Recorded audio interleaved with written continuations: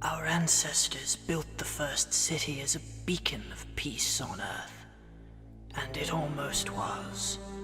Until one night, an unseen force plucked it from the very face of the Earth and placed it under unfamiliar stars. It was a bountiful world with no sign of civilization. A world we named Paragon. With no way to return home, we adapted. New governments were built from the seeds of our past, and with them grew new ways of life. But the vices of old still festered. Organized crime bled out from the shadows and took root, preying on the foundation of our new home. But this world had one more surprise in store. A mysterious element in the atmosphere that gave a fraction of the population superhuman abilities. Under the leadership of the city's first hero, the Age of Legends had begun. 300 years later, Paragon thrives under the protection of its champions. And yet, the shadows of the past still linger. When darkness rises, it will fall to the next generation of young heroes to defend the first city.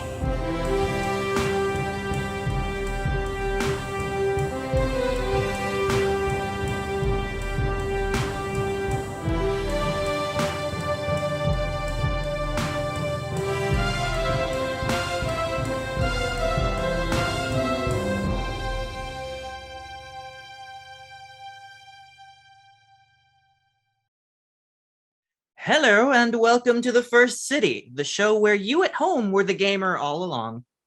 What was that? Hello. Wow. Making fun of my hello? Gwyneth Paltrow. Hello. I gotta say hello to the people. Okay. Okay. Well, I'm never saying hello to anyone ever again. Hello.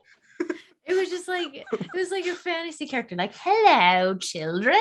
Hello. Wow, this is setting the correct tone for this episode, I think. It's pretty good. So we don't have any announcements going into this episode, so I'm just gonna go right ahead and say previously on The First City. Yes. Oh, I thought that was a hand raise. Previously on The First City.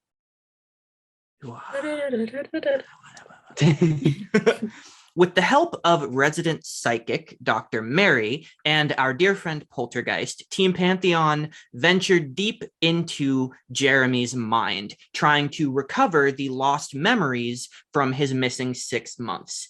And in doing so, found a mental labyrinth that had been put there by forces unknown, until you finally arrived at a hidden memory buried by, at least apparently, with a message by someone named Norman, who claims to be another telepath who is being held somewhere on ice, in his words, where presumably other children with powers are being held and experimented on.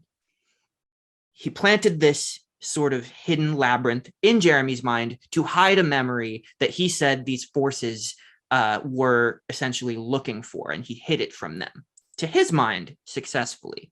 And within that memory, you saw something buried, something Jeremy himself did not remember from his childhood, in which he opened a door into his parents' study and saw from behind, without seeing the face, a man with very slick sort of 1940s style hair and a nice suit, telling his parents that they should be feeding him information from within the government, that they had done something horrible with Dr. Baker, but that it was not irredeemable, and that they could together make the world better, until young Jeremy was spotted and told by this very smooth-voiced figure that he was far too noble to pry into the secrets of his parents, after which the memory was lost to him. We pick up the next morning, after all of you sort of went your separate ways for the night, understanding that that was not the night to discuss those events. You needed a little bit of time to process, particularly Jeremy. You all wake up early the next morning, knowing that you are expecting Pantheon, not only for a conversation, but to sort of brief you on your scheduled training for the day, which is meant to be with Dr. Quickstep's team. On top of that, though, in the scramble of all of the events that have been happening in the past few days, there really haven't been any like details forthcoming on what it is you're going to do. And as it gets closer and closer to the time that Pantheon is supposed to arrive, you're all getting ready. You all start to notice that you haven't seen Jeremy get up. And it's getting to be almost 9:30, which is when Pantheon is set to arrive. I'll go to Jeremy's door. Okay. Do a little knock, knock, knock. Couple seconds. Hey, you getting up? Pantheon's gonna be here in like really soon. You don't hear anything. I'd knock again. You good? No response. I'm gonna open the door right now. I open the door. You open the door. And it's not locked. Ooh, that's an interesting question. I think it wouldn't be at this moment in time because he doesn't really have any like secret belongings here, you know? Yeah. I think you would see his big murder board and his sort of Spartan bedroom that he has. But there's no Jeremy in here. It doesn't look like, you don't see any signs of a struggle or anything suspicious. His bed is actually like made pretty neatly. He's just not here. That dumb motherfucker. I go and try to find Silhouette and Harriman. Like, hey, Jeremy is gone. He just kind of left again. I text Pantheon 2 words. Mhm. Where Jeremy? It's And- early in the morning. In response, you get the doorbell ringing. Okay. I open the door. And you see Pantheon casually dressed, not with her like, you know, glasses and her secret identity getup, but just sort of Pantheon in civilian clothes with her sweater and her sweatpants, sort of how you're used to seeing her in the good old days. And you see that she is holding 2 huge paper bags. And as she comes in, she opens them up and she starts laying out on your sort of central coffee table just a bunch of future biodegradable boxes, like from a diner. And you see that they say, what would they say? I'm going to say they say IBS, which is the intergalactic breakfast spot. No. Yeah, it's the intergalactic breakfast spot. No, why would they? That's just bad branding. No. So she goes, sorry, I didn't know what you guys were in the mood for, and I was in the mood for everything, so I just kind of got like everything. And she starts opening up and you see like scrambled eggs and sausage and bacon and pancakes and waffles and little like to-go cups of syrup and butter and stuff. It's like a whole like diner meal for like a corporate office party, almost the amount of food that's just like piled on your coffee table. Silhouette starts making a sandwich out of 2 pancakes and eggs and bacon. Yes. Mm-hmm, Yes. mm-hmm. Yes. The old future McGriddle. The Chrome McGriddle, if you will. The Chrome Yeah. McGriddle. BB also immediately starts eating and is like, just has like bacon hanging out of her mouth. He's like, but we all know where Jeremy is. Oh, he didn't tell you where he sent me a message earlier, said that he had some errands he wanted to run in the morning, but he's actually not going to be training with you and Quickstep today. I thought that this would be an opportunity really for me to have a private conversation with him. Obviously, I need to have a conversation with all of you to figure out, well, to hear everything that happened yesterday. But it seems only right to me that I talk to him first before opening it up to all of us. So this is that opportunity. You guys will go train, and and I'll have a conversation with him, and then hopefully Poltergeist, so I can see some of what went down. Are you guys feeling okay?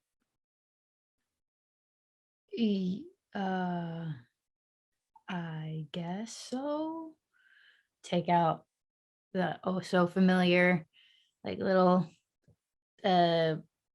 pill of herbs and pop it in my mouth and start chewing. I think we're fine. I just wish that Jeremy wouldn't leave so often without telling us. Wow. He's had a difficult situation, as I'm sure you can understand, and Yeah. as much as we can make him feel welcome, he didn't start out with us. He didn't experience what you did here or sign up in the traditional way for this program. We have to make some exceptions while he gets used to his path.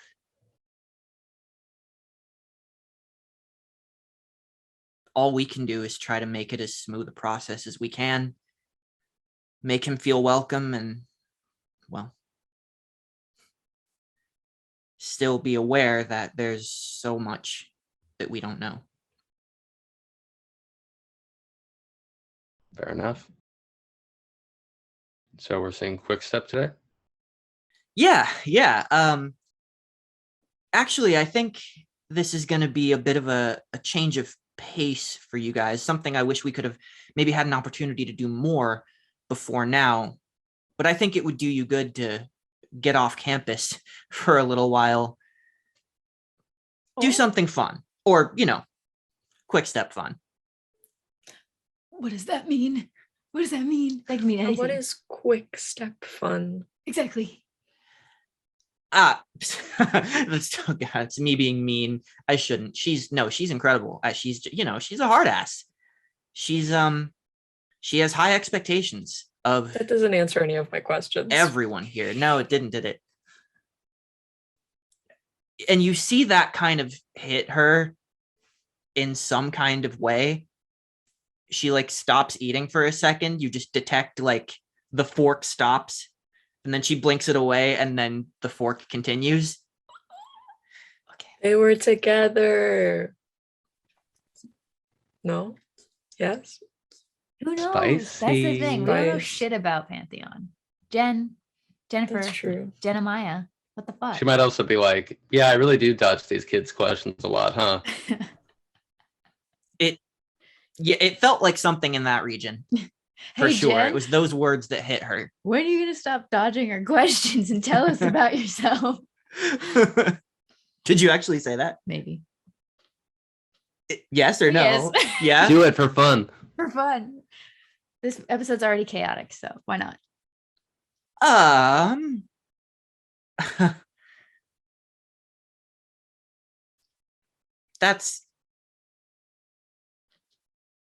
I don't really know how to answer that right now. I'm trying not to dodge. I'm not dodging. I'm just doing my best. To evade the question. Yeah.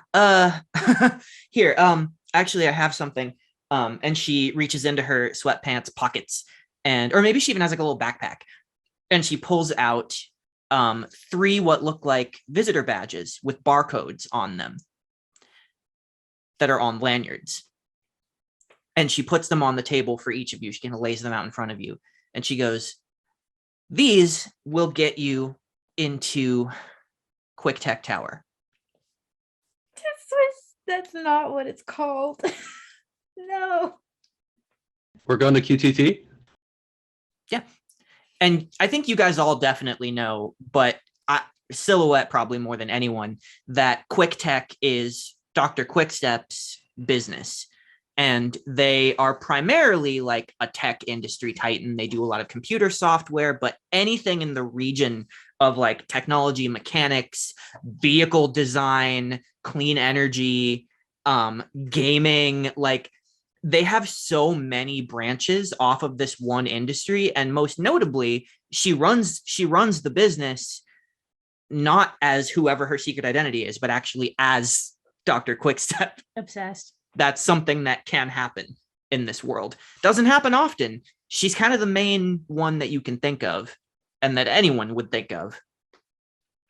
But you know that QuickTech Tower is sort of the center of that entire industry of that business, rather. And it is in the heart of the Skyline district, sort of at the center of downtown First City. Let's So, go. should we head out now? Yeah. Yeah, I mean, you've got a couple hours. Your appointment is at 1. But yeah, I didn't want to like throw it on you immediately and be like, okay, go, you know.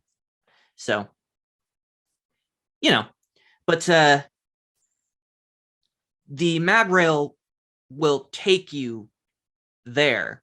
I mean, there's a whole thing around it. You'll see if you've never been there before, but this will actually get you through the front door of the tower, and they'll, you know, take you to see Quickstep. They know that you have an appointment and everything, and the rest of her team will be there waiting for your assignment for the day. Hey, Beebs, Eric, do Yeah. we know about the troubleshooter situation? Yes. I think that it would have come out. I think enough time has passed that it would have come out.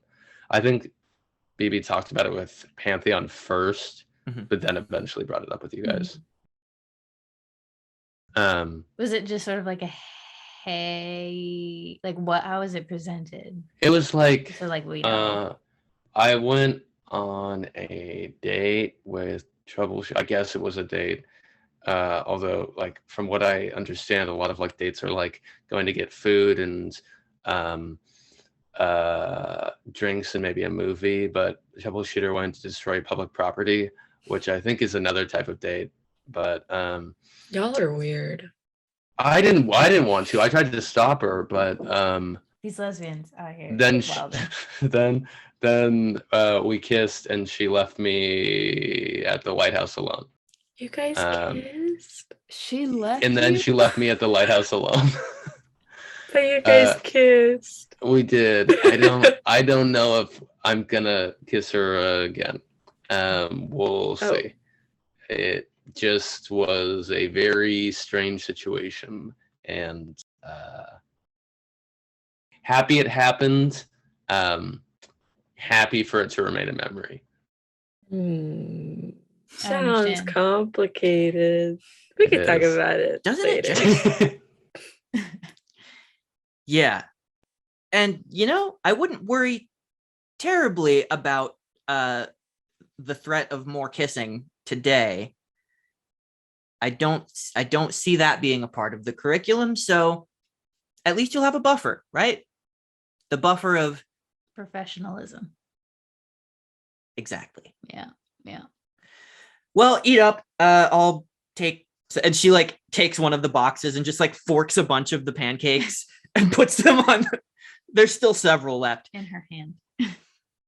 And she goes, I'll catch up with you guys after. Try to have fun. And you're cool to dress like, you know, wear some of the stuff that you got when we went to the mall. Wear your new clothes. It's an opportunity. It's, you know, out on the town going to, you get it. See you guys later. I don't know what she's talking about. I always dress nicely. She, as she's walking up the door, she goes, Bet. I honestly don't remember what I got. I think I landed on a fancy scarf or something. It's a fancy scarf. I put on the fancy scarf, but like in an Audrey Hepburn sort of like hello sort of way. You guys do know you're going somewhere nice and very public. Bibi does the cowboy jacket with the sweater underneath, glasses, jeans, boots, BB belt. Maybe not the BB belt, actually. Or incognito. That's true. I think Silhouette goes for a oversized blazer. Too big. Too big. Mhm. Too big, but just right. Yes. Cargo pants. With like a blouse and maybe a skinny tie. She just looks like a fucking clown. Tremendous. What's amazing is I Tremendous was just editing. I say just editing, but I was working on the episode that where you got that outfit, and your description now is exactly the same as Wait, is it really? I literally, I don't even remember what I got last time. Not gonna lie. Yeah. Yep. That's really fucking funny. Oh man, yeah, it's really good. So, okay, so unless there's anything that happens in the next couple hours between now and when you go, No, I think Hermon just re-ups on that pill again Mhm. as we're getting onto the train. So Okay. Yeah. Do we know what that pill is? Yes. If so, can I have a reminder again? Is it just healing herbs and stuff? It's just like pain management. Like just like when my body is ouchy because I have many a wound from the past, sort of thing. it's Radville. Fair. Respect. Yeah. It's what? Super sick. Radville. Oh my god. Okay. It's Leaf Radville. Mhm. Stevia Radville. Uh, Ew. Yeah. So that's the only thing. all right. So you guys get all dressed up and you head out into a bright, warm day. Very sunny out. A lot of people are sort of out and about. You wave at other students who you know.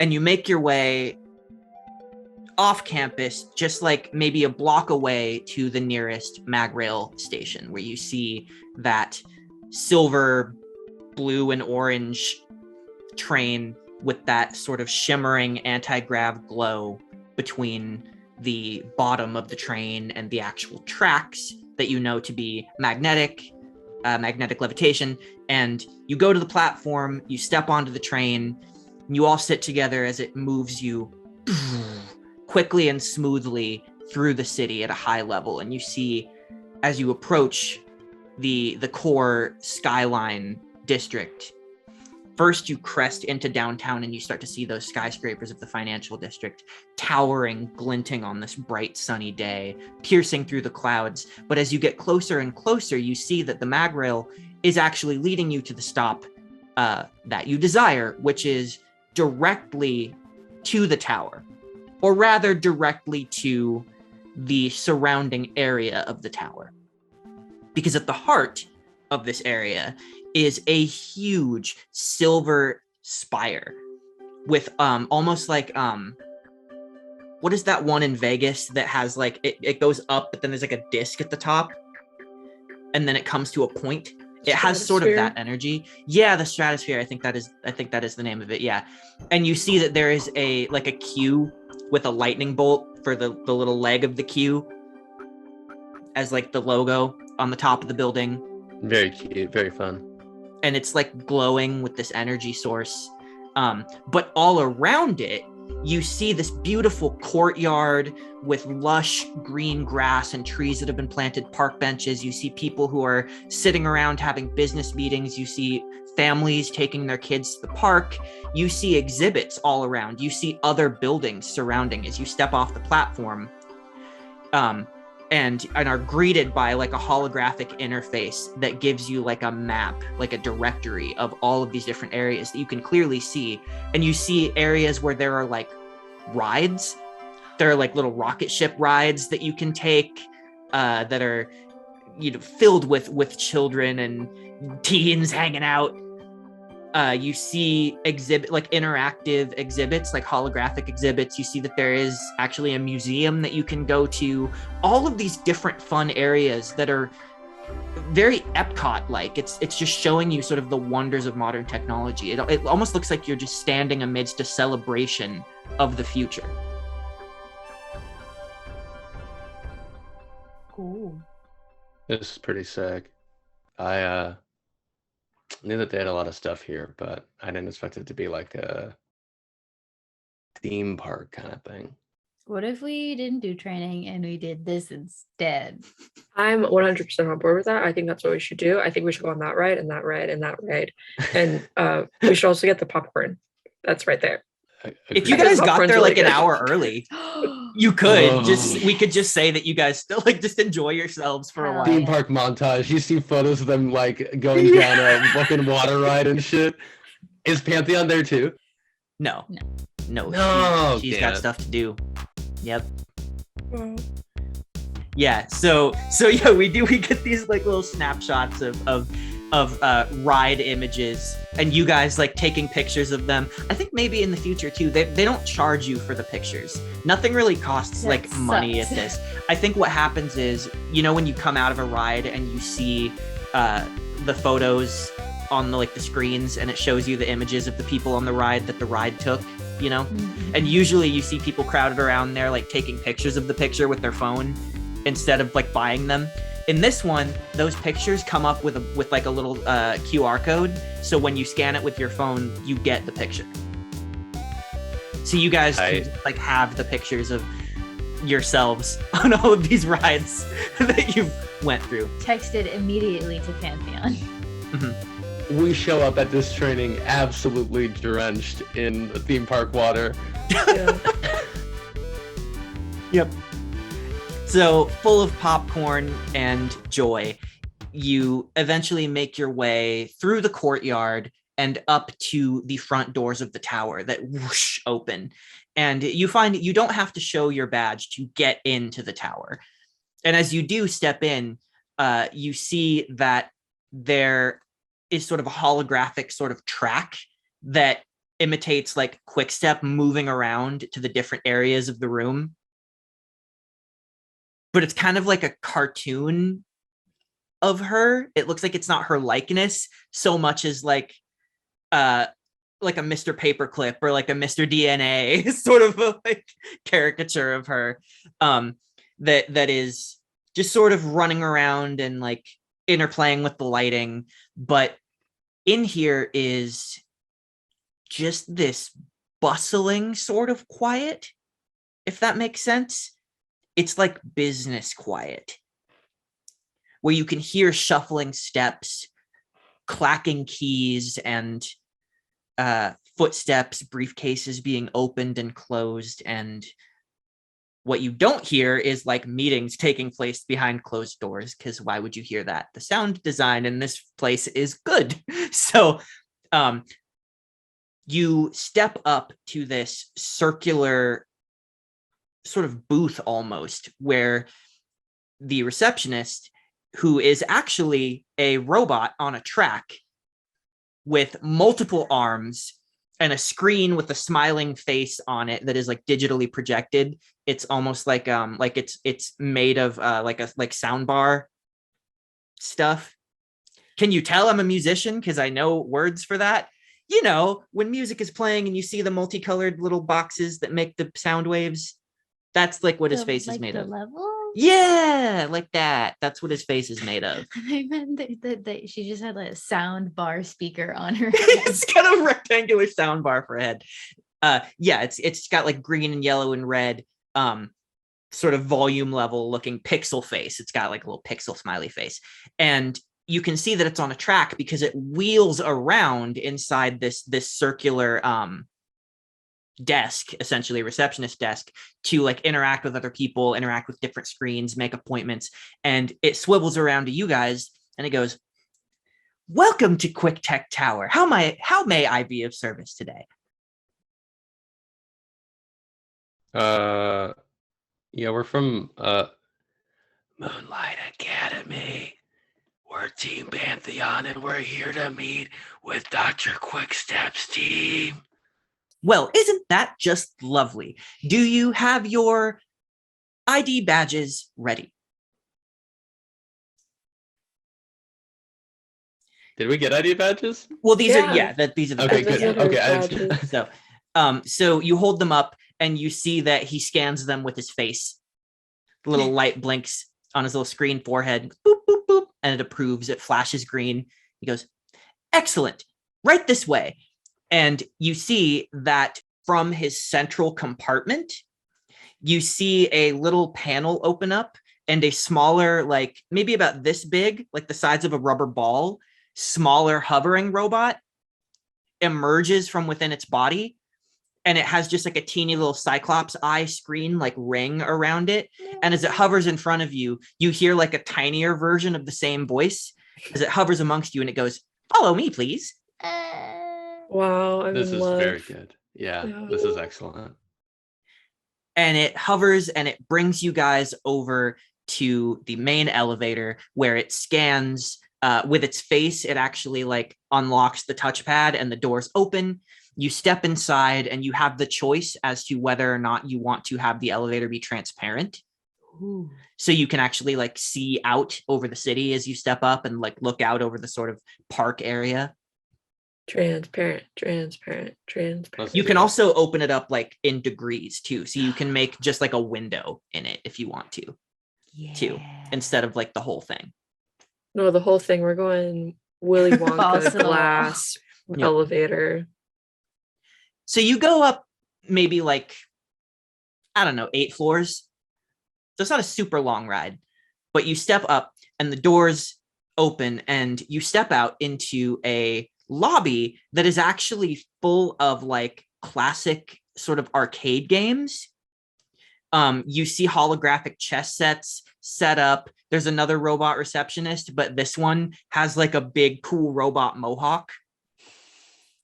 And there are like posters of video games everywhere. Some that are like upcoming. Does anyone have like an upcoming video game?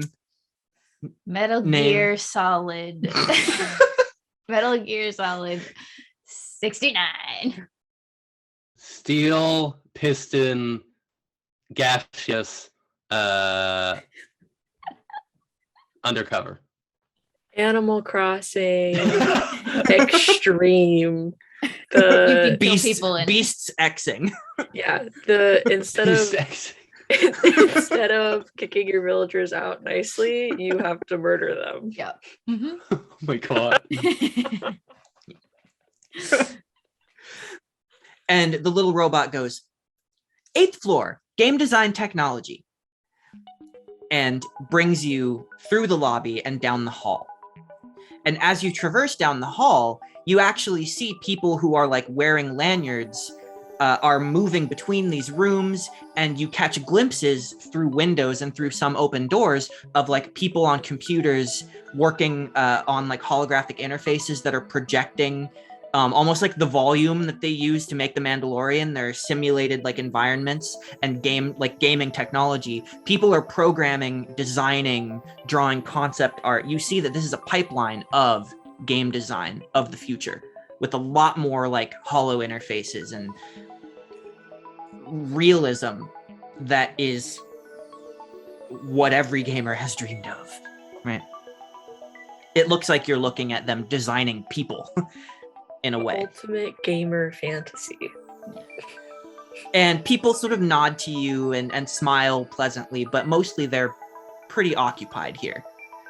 And you even see some of them are like playing on those classic arcade games and then like taking notes as they do so. Playing Galaga. Oh shit, I gotta write this down.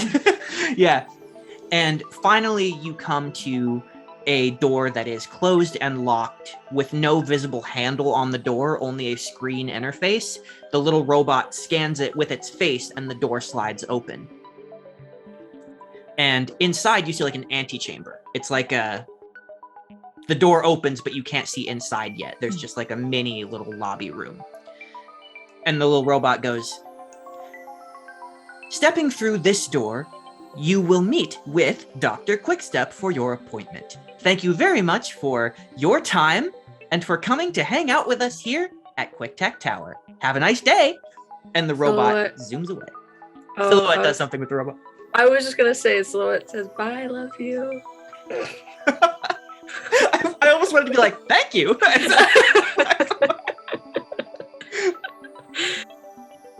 And as it moves away and the door closes, as soon as that door is closed, the door in front of you opens. And as soon as it does, you can hear sounds that were completely dampened by that door being closed. And it is like straight up 80s glam metal rock that is playing, like through the speakers in this room. You step inside, and the first thing you notice is that for how huge this room is, there's not a ton of people in it. This is it's a whole subsection. It's almost like this door led you into a separate, huge, like, chamber. And inside, you see lining the walls on either side are what you can only describe as, like, big, sort of egg-shaped platforms, but they're not enclosed. You see that they are these sort of apparatuses, where there is a big platform large enough, more than large enough for someone to stand on, but there's some sort of technology, some sort of like repulsor tech that is built into that platform.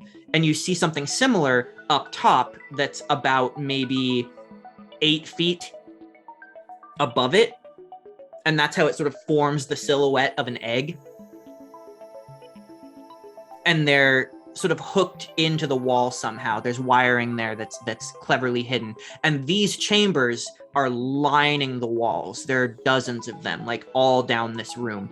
And interspersed every like maybe 4 or 5 on either side, you'll get a little like a big like cubicle with multiple monitor setups. There are actually huge flat screen TVs on sections of the wall. And you see at the moment, they're all depicting what looks like some sort of loading screen. And it looks like the image of this lush forest. And it says, "Quest assured," in stylized font. And it says, "Begin game, continue," you know, all those options that'll be on there. You know, video game stuff. Are there cheat codes? Are there cheat codes? Can we do big head mode? Click into options, make sure VSync is on. And toward the center of the room, in the largest cubicle of all, there is like a control center in the dead center of the room. And sitting in it, with screens completely surrounding her, is Wi-Fi. And she's got like a big pair of headphones on, her usual round glasses on her very round face, but her usual like half shave with her hair like out and huge. Currently, she's got her hair like tucked into like big chunky braids that are pulled back and then tied with a band behind her head. And she turns to see you guys. She goes, "Hey, Team Pantheon, come on. Hello, bestie."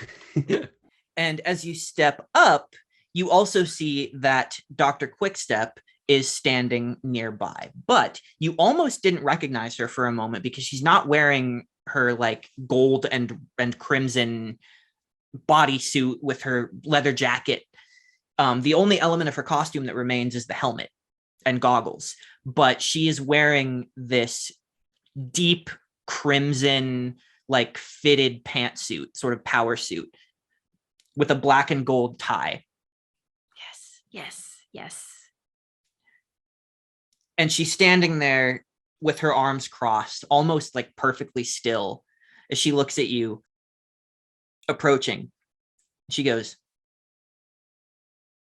"You're early." Covered in theme park water. Are we?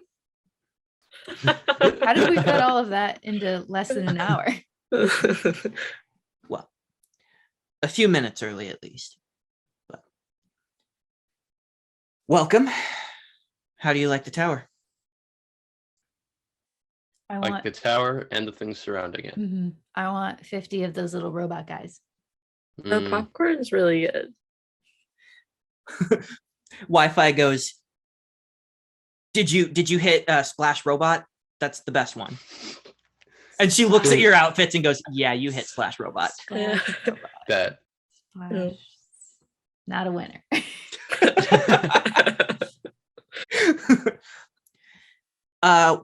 Well, this is Command Central.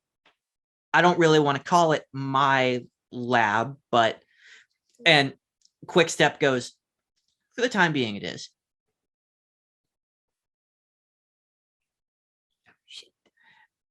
And you hear Real hot girl shit. If she got a whole lab to herself, damn. you hear a door slide open nearby off to the side, and stepping out are two familiar figures, the rest of Team Quickstep. First, you see Rapido with his hair pulled back into a bun. His glasses are currently like they're on, but you see a pair of big goggles are like up on his forehead at the moment. And you also see stepping out after him is Troubleshooter. And she is like messing with this strange outfit that she's wearing. Both of them are actually wearing. They're wearing these like skin tight, black, almost lycra looking bodysuits that go up their neck to about here. And you can see on closer inspection that there is something technological in the weaving, like in the stitching of it. There's like micro sensors that you can see. And Rapido is like, he comes out and he's super into it. But Troubleshooter is like, hey, Wi-Fi, I don't think you made them tight enough. BB definitely thought she was gonna be. It wasn't gonna be a big deal to see Troubleshooter, but immediately when she comes out and starts speaking, bright red.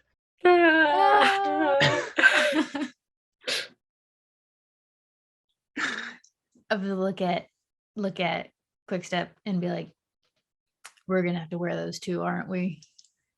Yes. Okay. Don't worry, okay, they're more that's my comfortable than they color. look. What was that? I said it's okay. That's my color. It's true. Yeah. Very The lies true. were told.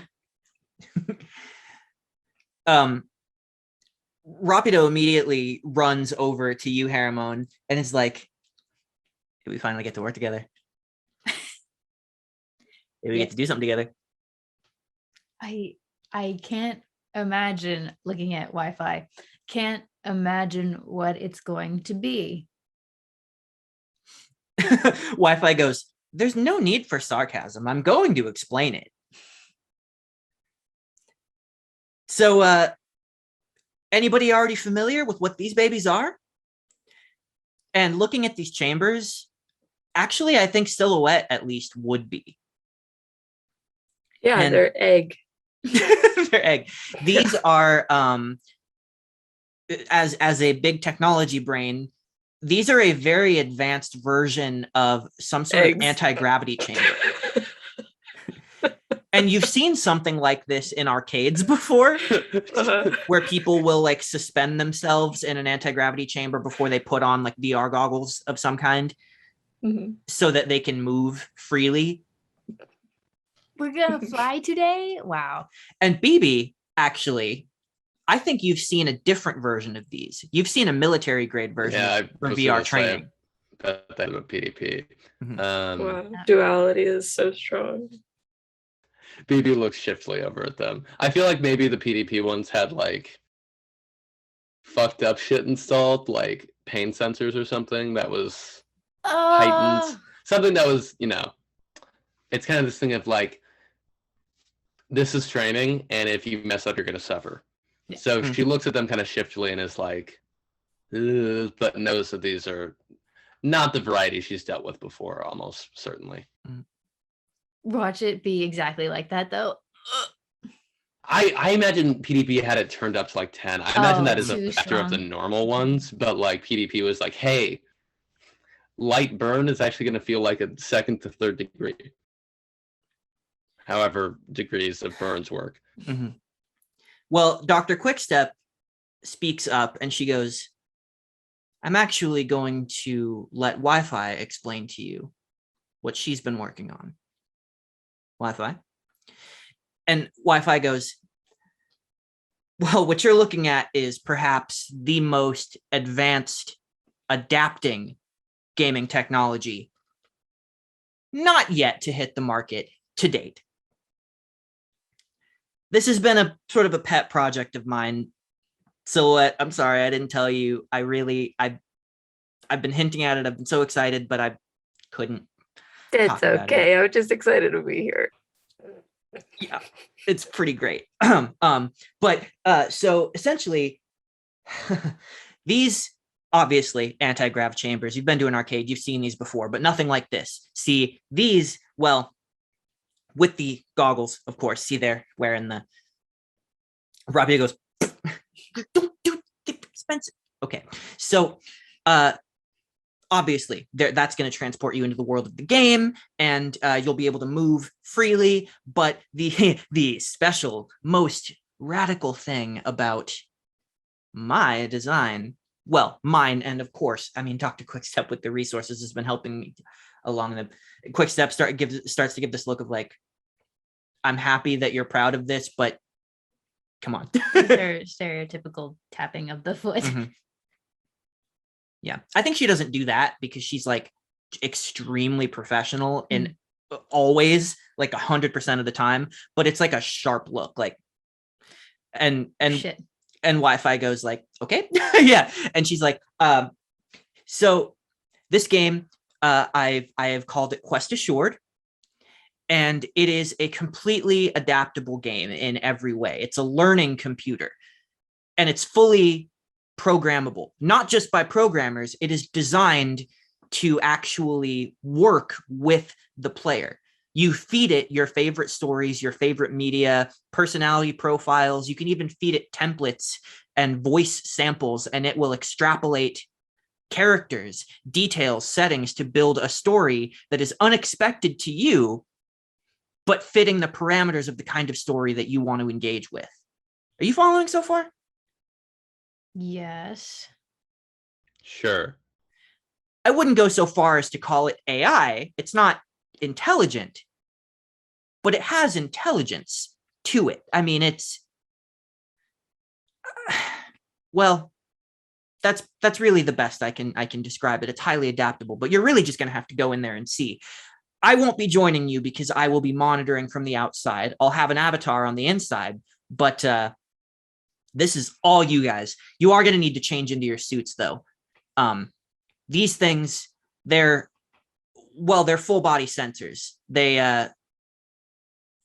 and then Quickstep does actually come in, and Quickstep goes, these are, well, a little different than what might be on the market. These are what elevates this from a game into today's purposes of a training exercise. The microsensors weaved into the fabric will simulate, to the best of their ability, any damage you may incur during your adventure. I want you to treat this as though it were real. Troubleshooter snorts. And Quickstep looks at her, and I think for the first time, you see Troubleshooter affected by someone else's opinion, because Troubleshooter straightens up real quick. But it doesn't look like fear. It's pure respect. Something you're very, very not accustomed to seeing from her. And Quickstep continues. This game will operate on your skill sets physically. It will mirror your movements. That's what the chambers are for. But that being said, your powers will not be replicated here. And that's what I am testing. Allow me to be blunt. We are rapidly approaching the end of this preliminary term, after which all of the team leaders will be voting on who is to advance and who is not. Now, generally, my colleagues tend to simply vote with each team leader. And it is very rare that someone does not advance after the preliminary stage. However, I am not so forgiving. And if you cannot demonstrate to me that your worth goes beyond just your power, that being a hero to you is not completely dependent on your abilities, then I cannot in good conscience recommend you for your preliminary licenses. Do you understand? Got it. Good. Get changed. And Wi-Fi produces, to your size, these outfits for you. Changing rooms over there. Change real quick. Hate that. Hate that. Ooh. What? Ooh. Everyone hates everything that's happening. I think I thought you might. I thought you might. I think Hermone, as they're like changing, is like, gee, a technology where you can upload someone's personality profile, potentially psychological, and it'll adapt and create a whole new thing. How could that ever go wrong in the wrong hands? Okay, that's what we're doing today. All right. Do you guys have a response to that?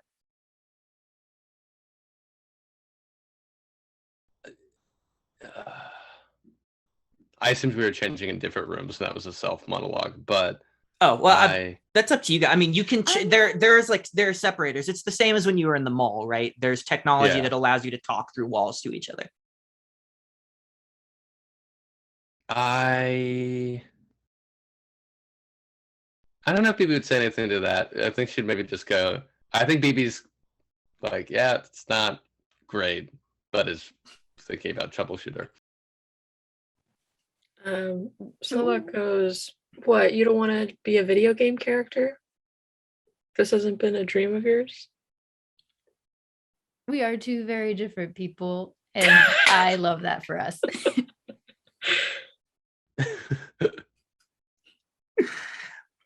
And you find as you put on the outfits, they're not nearly as uncomfortable as they look. They are actually like very soft. They're like almost like a wetsuit at its best. And you don't feel the microsensor weave on there. It doesn't feel like there's cold metal touching your skin. Troubleshooter just being a big baby. Little prissy little baby. A little bit. But you step out in your outfits. Troubleshooter snorts again. And she goes, well, don't we all look like peas in a fucking pod? I know, isn't it great? This is on Rapido, not Troubleshooter. Isn't it great? We're just best friends now, huh? Yeah, look at our butts. Ooh. Yeah. Yeah, and he's like dancing a little bit. And you actually like Quickstep just does not crack. But she's not mad. She's just got like a I'm letting this happen sort of an expression. BB will sidle up the troubleshooter and like side-eye Quickstep and be like, what's it take to earn your respect like that?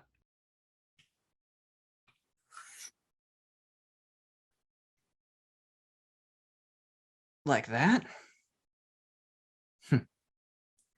Saddle up and let's find out. Me as Eric, my stomach just went into my throat. And God, she looks over at one of the chambers and back to you. And she goes, can you climb up there yourself or do you need a ride? And she gives you the most horrible evil grin. Oh my God. I think I got it. Thanks. I wouldn't want to leave you high and dry. And she moves over and steps into... Fuck off. No. She steps into the one across from you. So you are like, she's like staring you down as she gets into her chamber. Spike, it's 3D, game over. He's dead.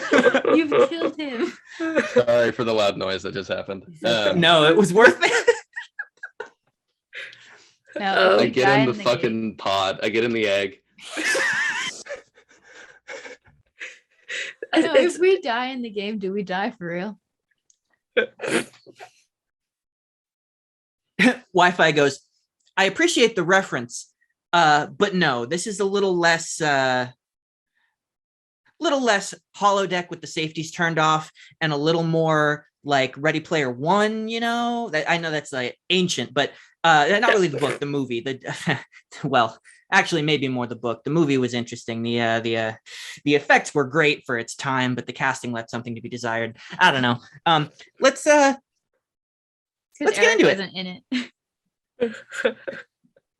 That I wasn't gonna say it out loud. It was just gonna be an inside joke. Have I showed you guys my Ready Player One poster? No. no. Is it something that is accessible right now? It is. Ian, is that okay? If there was ever a time for it, this is the time. I feel so attacked on so many angles right now, in a good way. Okay. So my friend used to work at a movie theater, just for some slight context. He used to work at a movie theater, so this is like one of the posters that they put in the window because it's double-sided. This is a mess up print. Okay. I want you to show me or tell me if you see anything wrong with this. Maybe his leg. fucking leg. His fucking leg. Oh, he's got two legs. Wait. It's so long. No, his leg is so long. I've seen this online. I didn't realize you had a real copy of this. Yeah, it literally goes from here all the way down there. Isn't that just the funniest thing you've ever seen? It's really good.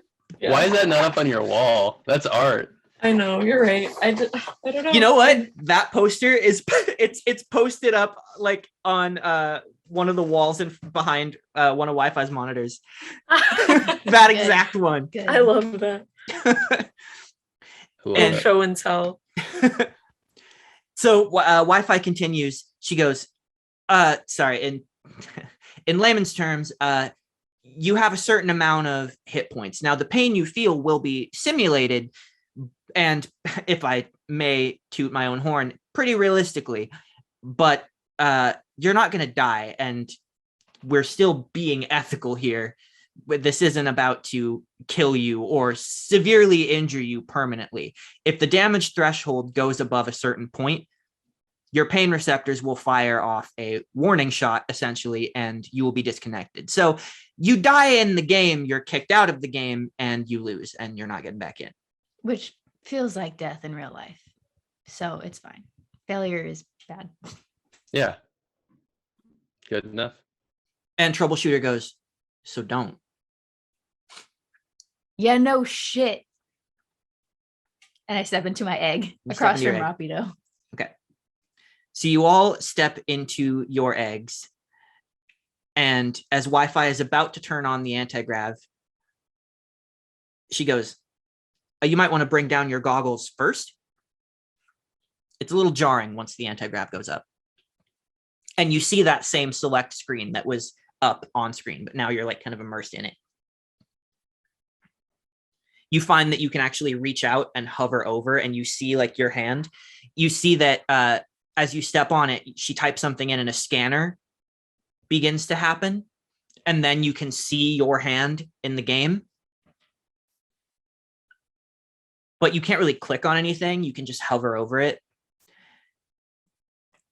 And you hear her voice again go, okay, so here's the thing. Even I don't know exactly what's going to happen here. Now, I can step in and offer some useful advice here and there, but I can't solve the problems for you, even if I wanted to. But I'll be here. I'll be monitoring. Anything goes wrong, you start feeling bad. The game has any like deleterious effects on you, which it shouldn't. We've been bug testing. I'll pull you out. No problem. All right. Good. Deal? Solid? Deal. And Rapido goes, yes, plug me in. I want to do it. I want to go. I want to go. So it goes, beam me up, Scotty. Yes. Yes. Yes. Many hundreds of years old from a different planet reference. Hell yeah. Getting a lot of those. So Quickstep just goes, all right, Team Pantheon. Get ready. Wi-Fi, initiate. Initiating anti-grav sequence in 3, 2, 1. And you all feel your stomachs lurch ever so slightly. You don't perceive yourself floating up. You just feel a difference in gravity, but the sensor suits kick in, and you see the ground is like grassy beneath your feet, and you feel like your feet are on solid ground. There's a strange sort of cognitive dissonance that happens for a second, because you know in physical space you are floating, free floating, but your feet are giving your like sensory receptors the idea that you are standing on something solid, on grass. Can I look around, see if there's anything else? You look around and you're still in the select screen, but the options go from being grayed out to white, and then the new game gets clicked, and everything around you begins like a swirl of color as the details begin to be painted in three-dimensionally. And then little by little, pixel by pixel, you see a world come to life around you, and you start actually in what appears to be a very large room with wooden walls and a creaky wooden floor. And all along the walls are just racks and racks of medieval weaponry. Yay! You see bows and arrows. You see all kinds of like swords and spears. Essentially anything you could think of in a medieval fantasy setting, you have those weapons available to you. And you also see a bunch of like mirrors in this room, and looking around at all of your companions who are here, you've all been rendered physically as yourselves, but you're all wearing the same sort of standard outfit. You're wearing just like a sleeveless black tunic and like dark brown trousers. So you've all just got the sort of generic character outfit. And you're looking at each other and you don't look animated. I mean, this looks and feels real. The only thing is you don't like smell any smells or anything. Ooh, that's weird. Yeah. That's strange. The smell is really the only thing that could really remind you that it's not real. So is there just like armor and crap? Like, so you actually don't see any do we get a fit? Clothing, but you do see these tall mirrors. And as you go and you stand in front of the mirrors, you see a hovering prompt of like a swiping arrow with a holographic hand moving this way. And if you try it, you see that different outfit pieces, one at a time, depending on where you hover over, like on your body, on the mirror image of yourself, you can swipe in different outfits that you want. So you can essentially design a fantasy outfit, and that's what it is.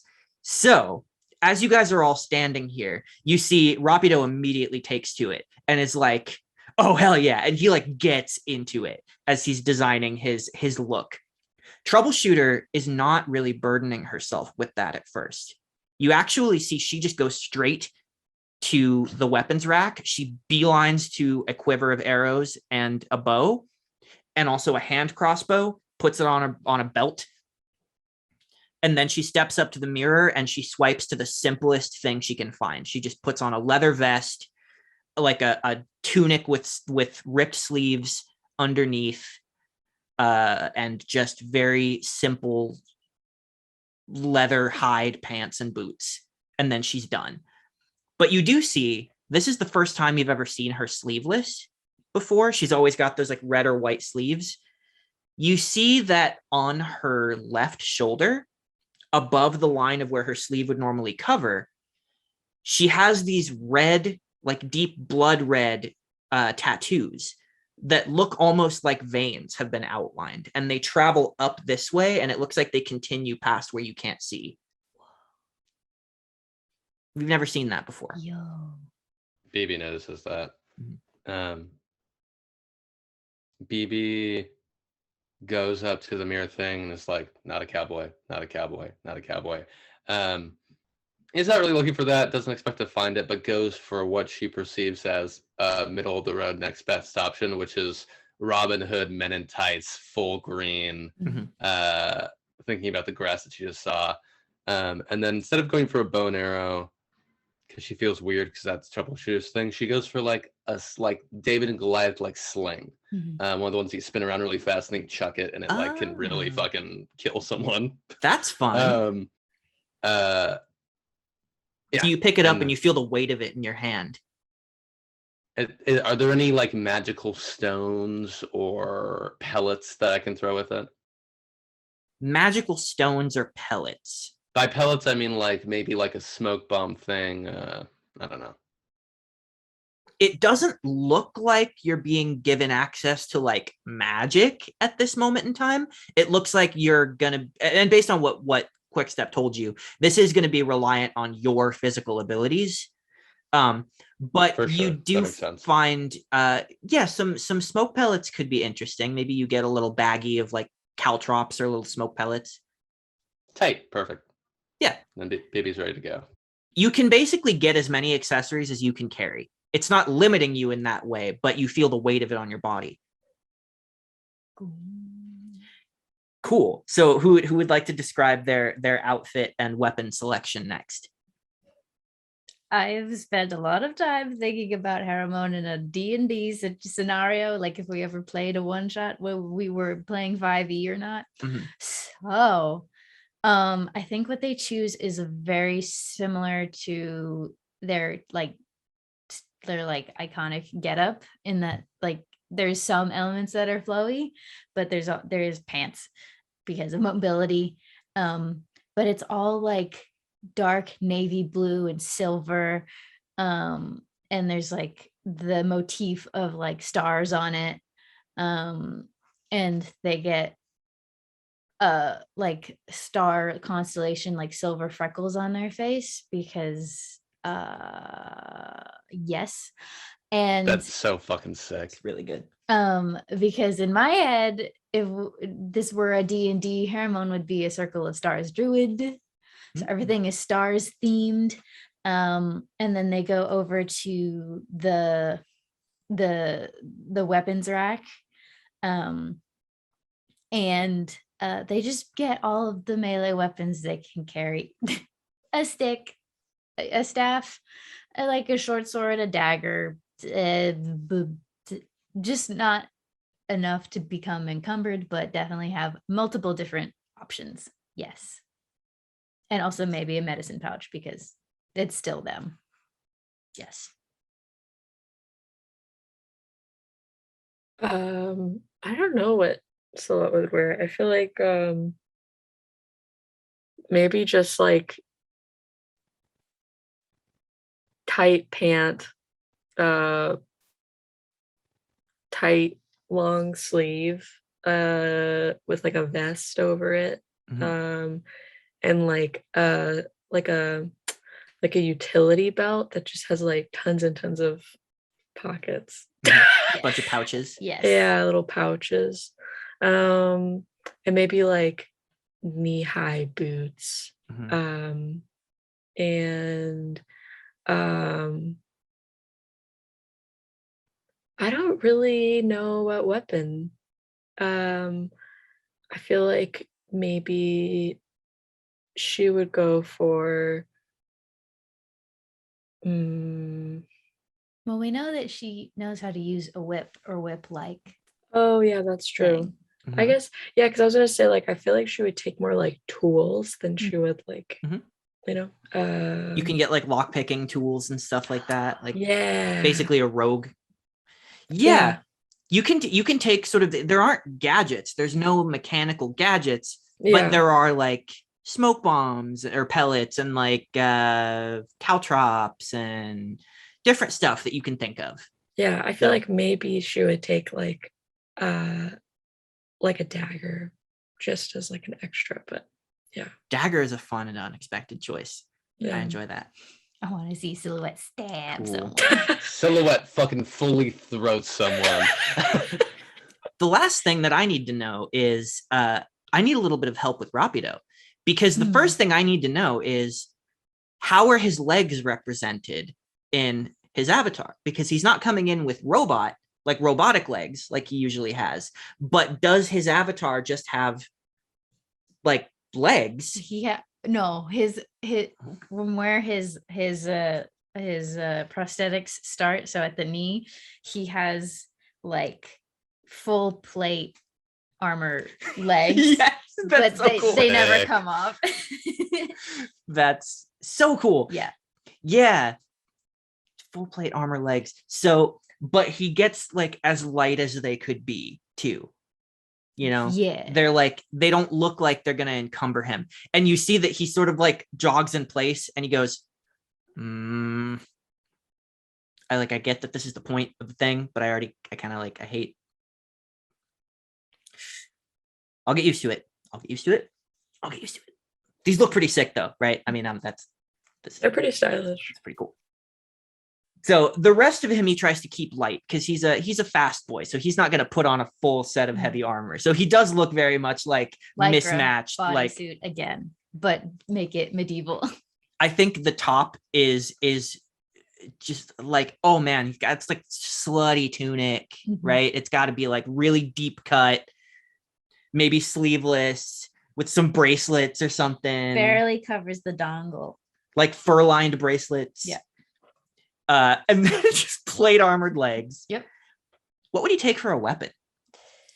Ooh, that's a good point. Because I think he's decking out with gadgets too. He's like a big kick man and a big run man, but I don't think he's a big weapon man. So I guess the easiest weapon to maneuver would be like a scream of sticks, almost like just two sticks to hit. He goes, all right, well, these are the closest thing to a wrench I can find, right? And if I had to reach for a weapon, I can hit somebody with a wrench. So that's usually what I have on hand. It'll do. And as you guys take a moment to like look at yourselves, you see Troubleshooter looks at herself and like looks in the mirror and just like, she just kind of scratches the back of her neck and is like, all right, now what? Aw, boring.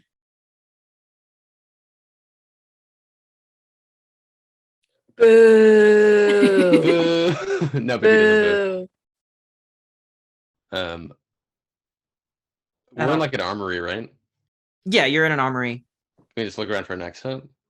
Yeah. And there is a door on the other end of sort of where you came in. And as you make eye contact with that, you see appearing in between all of you is the outline of Wi-Fi, but she is completely made of like blue glowing pixels. She's like a hologram sort of Cortana Wi-Fi. I was just about to say that. Yeah. And you can't see her eyes behind the shape of her glasses. They're just like shiny anime round glasses right now. And she looks at you guys and goes, looking good. Man, glad to see you guys are taking full advantage of the system. I mean, character select screens are very, very important to me. Game doesn't have a good one.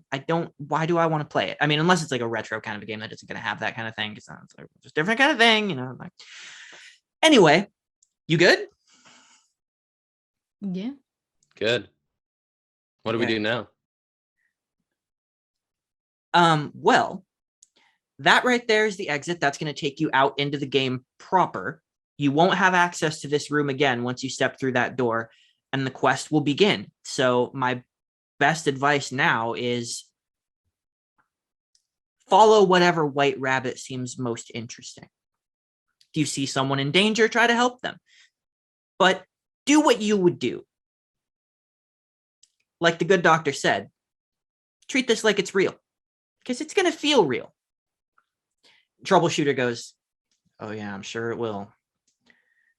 And Wi-Fi gives her like a stink look for a second. He goes, well, at least some of you are excited. The other thing, though, I know QuickStep mentioned already that you can't use your powers in here, but I would implore you, like, please don't try, because if you do your powers in the real, like your real body can still do, so, like, BB, don't try to shoot, you know, because this, you're in a, like, I wasn't gonna, but I appreciate the warning. it needs to be said, you're in a very expensive room full of equipment. So, that's fair. Yeah. Okay. That's it. And, there are a few other surprises in store for you guys that, well, I'm going to leave to the imagination. Leave it for discovery. You'll see. Have fun. And she dissolves into pixels and scatters on the wind as the door starts to glow. So as the image of Wi-Fi disappears and that glowing exit door begins to glow, what do you guys do? Go through the door. Yeah, through yeah, the door. yeah, We stay perfectly still and we just kind of have a breakfast club, kind of couple-hour discussion about our lives and who we are. yeah. So you open the door and Troubleshooter kind of like pushes her way to the front. Oh my And god. you step through this sort of sunlight streaming in through this door that creates the transition, this like white light transition, and it fades into a dull glow and then into a new environment. You look behind you and that door is gone. Behind you is rolling green pastures, and in the distance, a dark, looming, gnarled forest about like a mile away. But in front of you is what looks like a village, a very old-timey village with thatched roof cottages, and little wooden signs dangling in front of doors, no paved roads, only sort of dirt paths with footsteps all through it, and rivulets where cart tracks have tracked through, and horse hooves in front. But you see that not a lot of people are out. In fact, as you get closer, it looks very desolate, partially destroyed. Much of this village looks burned or trampled, and looking up at the position of the sun peeking through the clouds, it looks like it's maybe just after sunrise. And you look and you see just people. And they look kind of dirty and scared. And they are poking their heads through cracks in their windows and doors. Some people are just starting to filter out onto the streets or pulling horses out of stables and looking around cautiously, like everyone is trying to recover from something that just happened. And this destruction does look fresh. It's not completely in ruins, but something bad came through here. Are the buildings burned? Are they just torn asunder? Like Go ahead and make a going on? perception. Oh shit. Are we above the hill or the village kind of looking down on it, or are we flat with the village? It's pretty flat. Yeah, Okay. you're basically in the village, like on the outskirts of it. Gotcha. I just wanted to see if I could see tracks going beyond the village, like a raiding party going away. but Sure. Probably not from this vantage. You can look. You can Okay. certainly look. I got Intelligence? a full success. Or willpower. You got a full success. Mhm. Nice. So Haramon, you're looking specifically for how, like, the manner of destruction. Yeah, I want the manner of destruction to try to quickly ascertain what would be capable of making it, I guess. Right. It looks like with a full success, it's about maybe at least like 6 horses, like big horses, trampled through here, and a lot of the things that are destroyed, it looks like nothing was burned down particularly. It looks like they were careful not to destroy the place. It looks like just sort of a threatening rampage. So there are arrows in a couple of key businesses. There are definitely like hay bales that have been cut in half. There are carts and things, maybe like vegetable carts and fruit carts that are out that have just been cut in half, and like fruit is just spilled on the ground, half eaten. Cabbages everywhere. It almost Cabbages looks like people everywhere. came through here not with the intention to destroy the place, but to raid it, to take things. Okay. I also got a full success. Okay. So full success to look for the tracks. You Mhm. see that the tracks on this side of the city, it's hard to see exactly, well, not city, but village. It's hard to see exactly where they come from. You can see the direction they come from, and they come from like deeper in, like from the other side. So it doesn't look like they originated from behind you where the forest is in the distance. And this is a pretty small village. You see these tracks circle and wind all through it, like all throughout this place. It looks like they just cut a swath and took whatever they wanted and then departed. There's like a loop that goes back the way they came. Maybe we'll start walking to the village. Okay. You walk into the village and you're met with like suspicion and whispers as people are just starting to clean up. People are just cautiously filtering out of houses and buildings that are boarded up largely, and they're unboarding them, starting to sort of put their carts back up to sell for the day, but it's early yet. And you notice with both of your full successes, I'm going to loop this in. As you go deeper into the village and are watching the village just sort of wake up from whatever disaster blew through here the previous night, there is one place that people are not really filtering out of, a place that looks pretty well fortified and like unassuming, but it's assuming to you guys because it's the only place people aren't just filtering out of. And it looks like a quaint little tavern. It's just a squat, wide building with a wooden door and a wooden sign over the front of it, and painted very nicely on the sign is the image of a boat, like a big like ship. But the crow's nest is actually like a cup. It's like a tankard for a crow's nest. And you see that it says, what does it say? Sales Ales, like SAILS. My God. Ales. Like what? That's good. Excellent. That's freaking excellent. Hold on, I'm gonna make a loud noise real quick. Frickin' excellent. I love the word frickin'. I've been bringing that back to my vocabulary recently. It's so good. It is pretty good. Frick that. Yeah, I say it a lot in class because I can't say the other thing. Frickin' A. Shall we go into the tavern? I look over at Harriman and see what they're thinking. I think that sounds like a perfectly good idea, and they'll start making their way towards the tavern. But as they go, they'll stop and like help like put people's cabbages back in baskets or their cart or whatever, and like help them lift up, if they're having trouble like lifting stuff and stuff like that. Interesting. As you do that, the first thing you notice is the reactions of people are very much like, as you pick something up, they like take it. Like they don't know you. They're very cautious, kind of afraid. They see your weapons and try to like back away.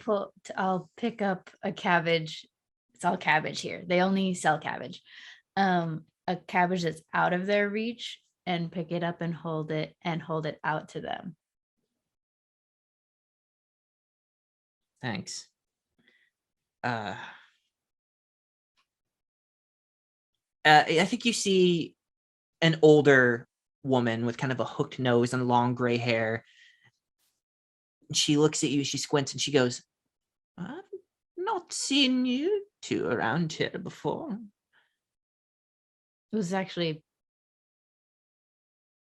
5 of us.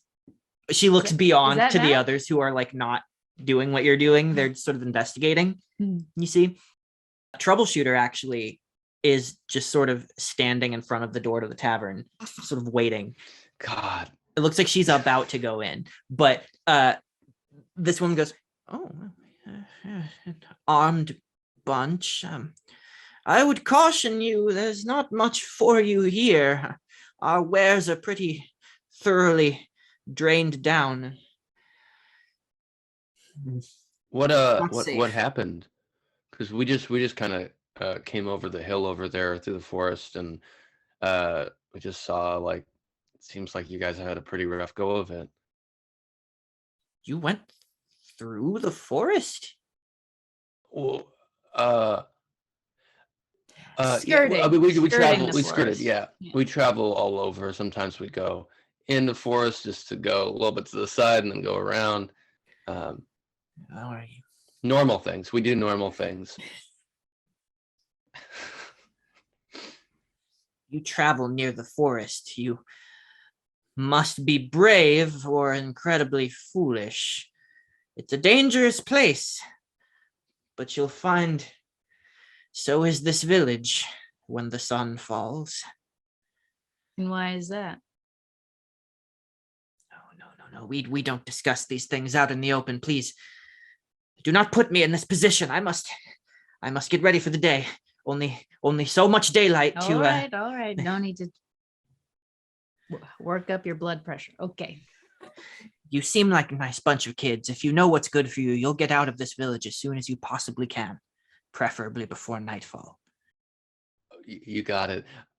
Phoebe turns to Herman and goes, I don't think they know what blood pressure is. This is a time before science.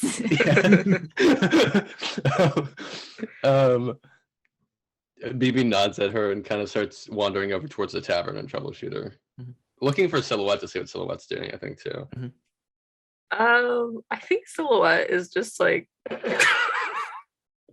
I think she's just like, you look back at her and she's just standing there like this and she's like, wow, it's so detailed. Silhouette is appreciating this piece of art. Yeah. It's really good.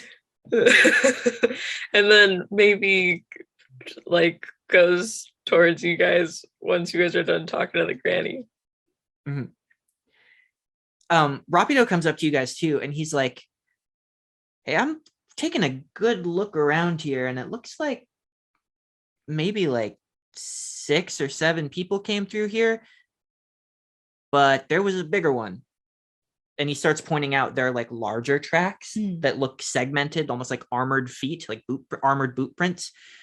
And he goes, whoever they are, they got somebody big in charge. And they went off in the opposite direction. They made a loop around, hit everything. So maybe it's time for a drink. I've seen a fantasy movie in my time. I know Stick Quest start the tavern, right? A reference we all understand. Cool. And Troubleshooter is like, she rolls her eyes and she opens the door to the tavern, and immediately you hear like upraised voices being calmed by a different voice, one that is familiar to you as you listen to it. You recognize it very quickly as Backtrack's voice. Oh no. Oh no. What? Oh no. And you look and you see that inside this tavern, there are cleverly hidden barricades in front of the windows that look like they're removable. And you see that a lot of people, a lot of villagers are here sort of huddled together with plates of food being brought out to them. And you see some of them are standing up and going, how much longer can this go on? We can't keep hiding here in this tavern. Sooner or later, there will be nothing left for them to take, and they will destroy us. Aye, but what do you think we're supposed to do about it? I mean, there are no warriors among us, and those who were have been killed. And you see, Hello. you see from behind the tavern, you do see Backtrack, with his red hair sort of flopped down to the side. And you see that he's wearing an apron, a brown apron over a white tunic with the sleeves rolled up. And he's pouring drinks for people. And he slides one across the table to that guy who had been talking. And the guy just pushes it aside. He goes, this is no time for drinks. He goes, I understand, sir, but you're gonna have to try to calm down. Look, we're doing the best that we can. And as long as we can keep just hiding out, keeping each other safe, we can make it work. I mean, they're gonna get sick of us eventually, right? I mean, and just a rabble in the crowd goes up, and he sort of shakes his head and continues wiping down the table. Hey, we're a group of warriors, and we would like to help you get your stuff back. Aye. The whole room goes quiet, and they turn to look at you. And Yeah, warrior, go on. Keep talking. the guy who was speaking up is like an older, balding man. He goes, Aren't they always? warrior, you say? You look a little young for combat. I would go as far to say that we are heroes. Oh my god. He starts laughing, and a bunch of other people start laughing too. We've Not heard bad. that before. We can show you where the first who have made that claim are buried. We use them to fertilize our crops. We call it the grave of failed potential.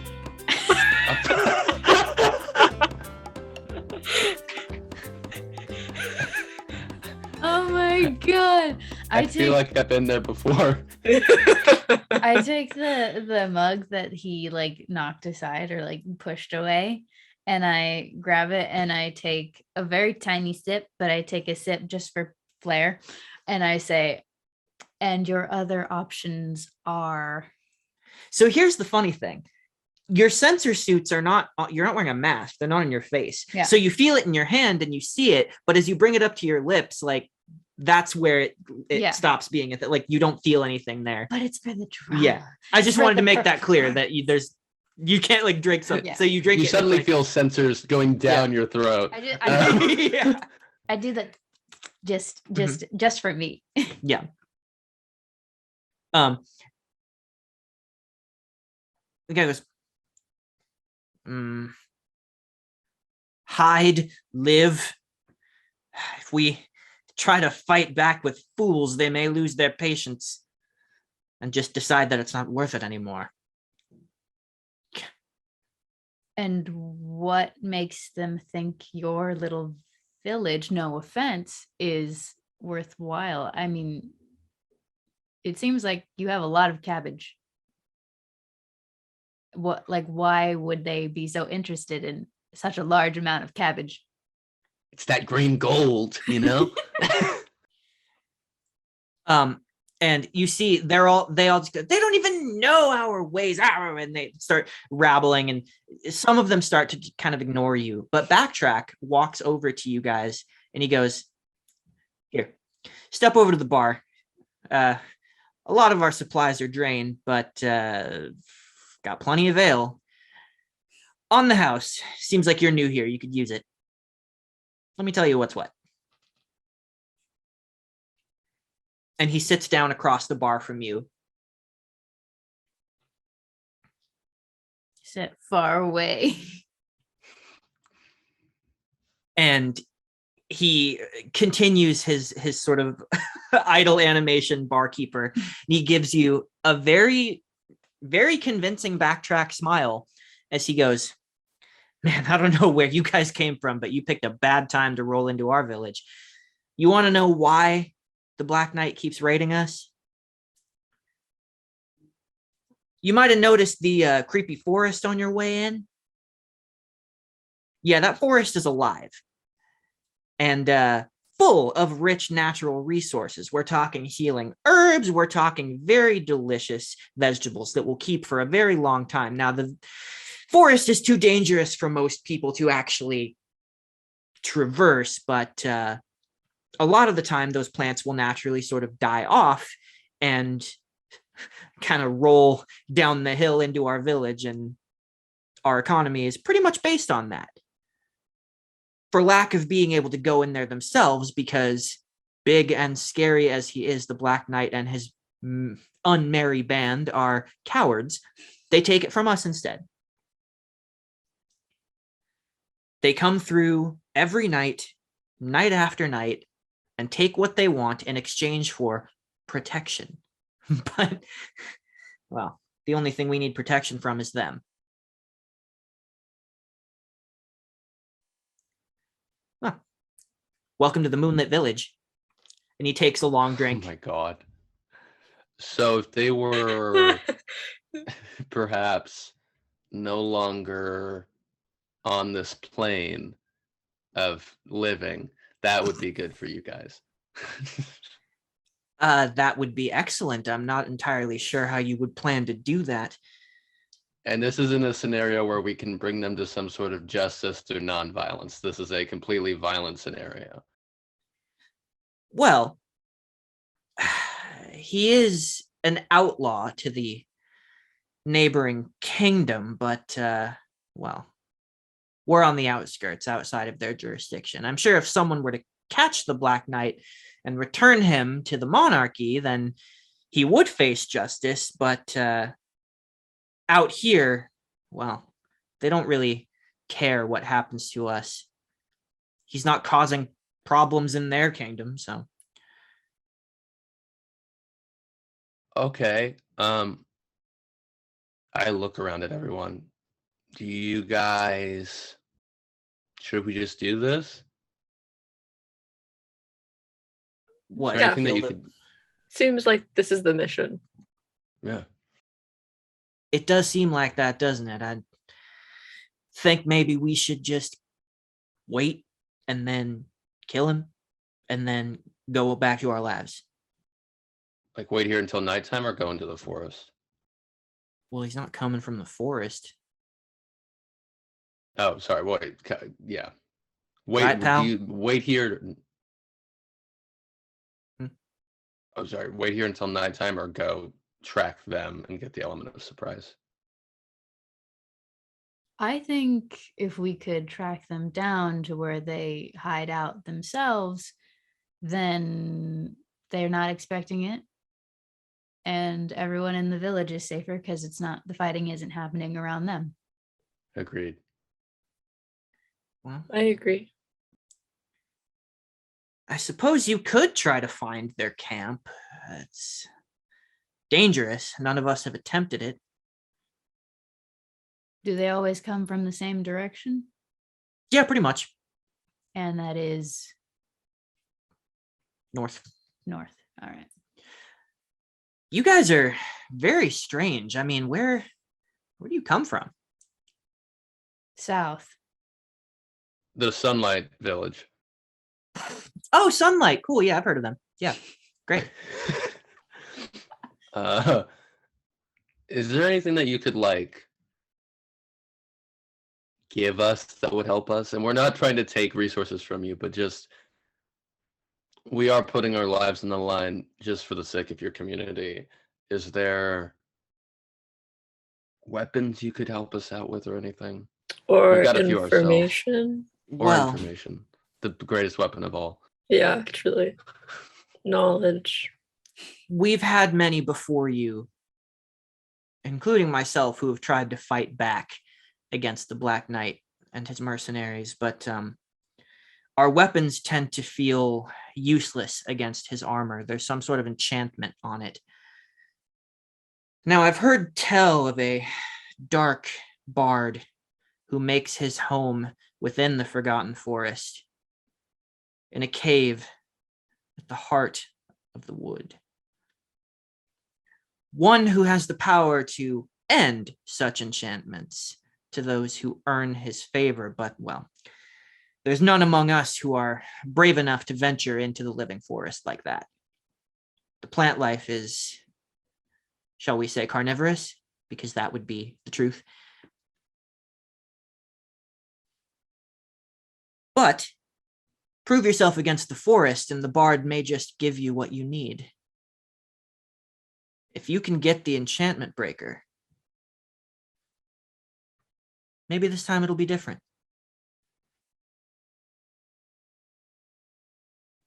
You have been most helpful. Well, when you go back to Sunlight Village, be sure to tell them that Red Harrington is just a village away. Oh my god. Red Harrington. Red Jesus. Harrington. Well, What? now I'm not trusting that Red Herring. Okay, whatever. What are So all we your gotta names? find some potion. I'm slightly confused. We gotta go to the forest to get a spell that will help us beat the Black Knight. And then We we gotta beat the Black gotta Knight. we gotta go to the forest to meet a dude who can break the enchantment on the Black Knight's armor, which I think I know who that dude is. Oh my god. I wanting to be out of fake backtracks presence. I just take like 2 coins that I definitely have in my pocket, and I put them down on the bar. Mhm. And I say, you've been very helpful.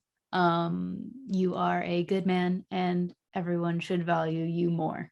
And I walk out. Wow. What very specific and thoughtful praise. Thank you, Outlanders. I really hope that you survive. I mean, it's very rare that we get people who even want to help anymore. So good luck. And I'll always be here. Silhouette follows right behind Hermone, and she as soon as she puts the coins down and she reaches into her pocket and she puts down 3 jelly beans and then winks at him and leaves. So you have jelly beans in your pocket in the game? Medieval game. Yes. Yes. Wi-Fi would Natasha, know Silhouette this. always Yep. has jelly Yeah. beans. Wi-Fi Incredible. would know to give Yeah, Silhouette jelly That's beans. true. That is true. Wi-Fi would have put in the little Easter It's an egg. Easter egg. Yeah. Yeah. BB just looks at the jelly beans, looks at the gold coins, knocks the table twice, and leaves. So as you guys are leaving, you're opening the door and starting to filter out. You hear that old man pipe up again and he goes, "Are you kidding me, Harrington? You would let these strangers endanger us? They could anger the knight. They could..." Troubleshooter turns around, levels her bow on him, knocks an arrow. I'm gonna grab the arrow. Go ahead and try. What am I rolling, Dex? Probably just a... Yeah, that's going to be a dexterity check. We have time to react, correct? Yep. I body block while BB is trying to snatch it from 2 her. out of 3 successes. It ain't it. How many? 2? 2 out of 3. Okay. What am I rolling? This is going to Agility? be agility to try and get in the way fast enough. Yeah. Shit, only 1. Only 1. So both of you try to, like, you try to snatch the arrow, and Harrimon, you try to get in the way, Mhm. but she just sort of steps away from you exactly where she needs to go, twists her body and fires an arrow, and the arrow sinks into his hat and then pushes his hat. It grazes the top of his head and it pushes his hat and it goes ping and sticks to the opposite wall. She takes a couple of steps closer to him and you see a tiny trickle of blood down his forehead. She thumbs it across his forehead and goes, "Play nice, Pixels." And she pats him on the head and turns around, shoulder checks. Ooh. Okay. Eric, odd or even? Even. She shoulder checks you on her way out of the door. BB goes, that move was very me 3 months ago. Oh shit. We love the progression. We love the character development. We love to use our character development as leverage against another character. Yeah. As she steps outside, she half turns back and she goes, "Well, maybe you 3 months ago should be here on the mission. She might have been more useful."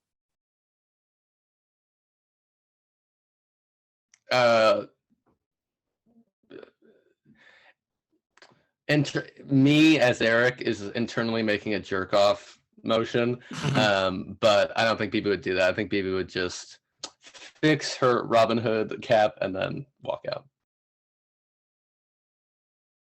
So as you guys are outside, the avatar of Wi-Fi appears once again and goes, "As tasty as this is to watch, that was that was an interesting move on her part.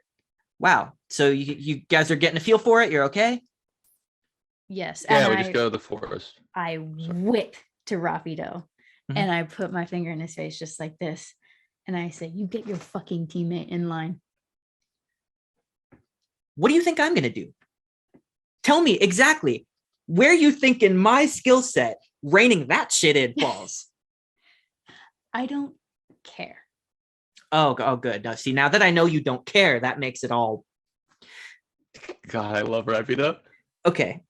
Look, We've been dealing with this for months, all right? And you see, she just is like halfway down the road, and she stops and is just like sharpening arrows and like picking her fingernails in a very similar motion to what you've seen BB do before, but she's doing it with an arrowhead.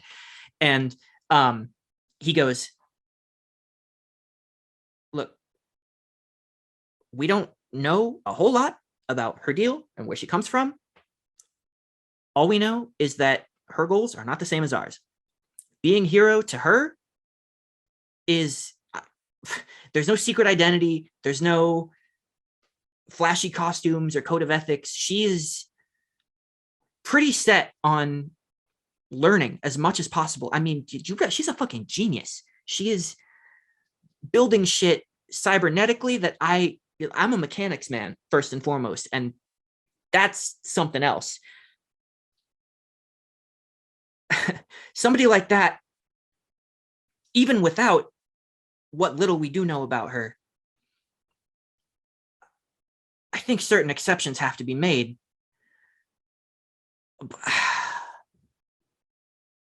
How do you rein in? You're working on a team. Sure. But how? Tell me, how do you rein in someone whose idea of being a hero is going home to confront killers, to a place that none of us can even picture in our heads? I mean, what do you say to that? I'll figure something out. Don't worry. I'll take the burden off of you. And I walk. BB follows Harriman. Wi-Fi walks alongside you, and she goes, did you not to interrupt the dramatic tension, but did you like the inclusion of a friend there? No. Keep walking. Oh. I mean, he volunteered if it helped. Okay.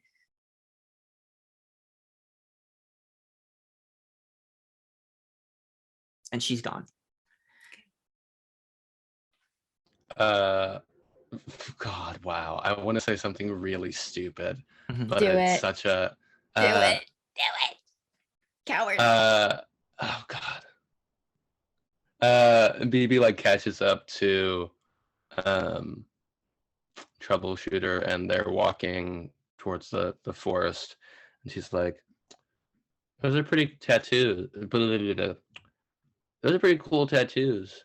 Where did they come from, and are they the reason that you're so unlikable?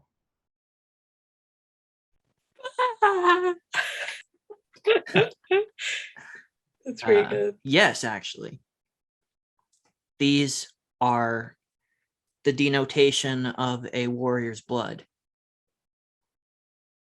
You get these when you commit yourself to becoming a protector of Nova West, an outrider, someone who looks for trouble, puts holes in it.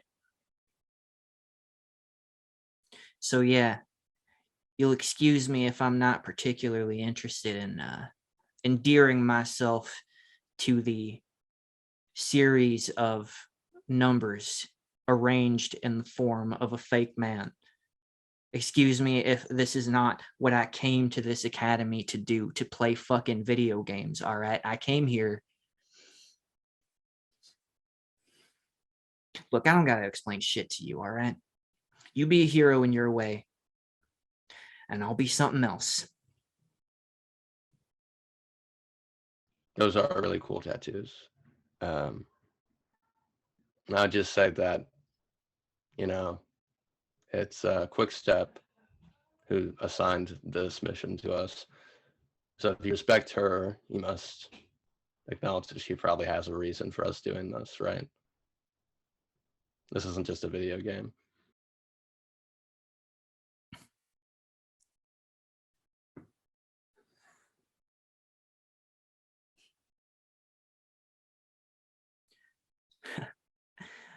For her, cowgirl, yeah, I'll play along. I don't need to play nice, but I'll play along.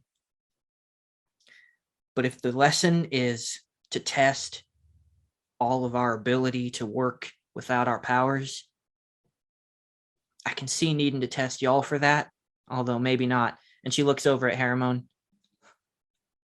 You know, actually, them, if anybody gets it, what all this is about for me, they might come the closest.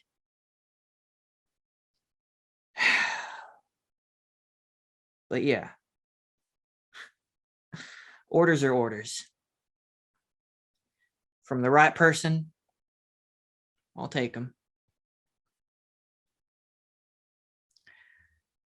BB looks at Haramon and looks back at Troubleshooter and thinks about the kind of fight that they had at the kitchen table like a few days ago. And it's kind of like, oh, like puts pieces together that she already had, but it's like building the puzzle out even further.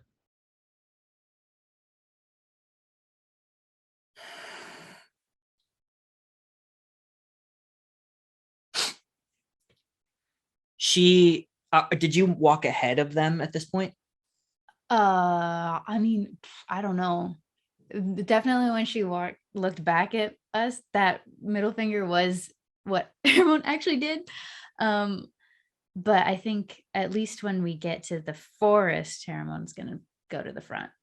But I think for most of at least for as long as BB and Troubleshooter are conversing, Haramon will give them the privacy. And be walking with Rapido and Silhouette. Okay. She falls back then to standing next to, or to walking next to Haramon. And she gives Rapido this like fuck off look. And he like starts moving a little bit faster. And he actually goes over to Silhouette and he goes, so we haven't talked much. Let me hang out with you for a minute. Yeah, I love that. Let's hang out. As Troubleshooter goes,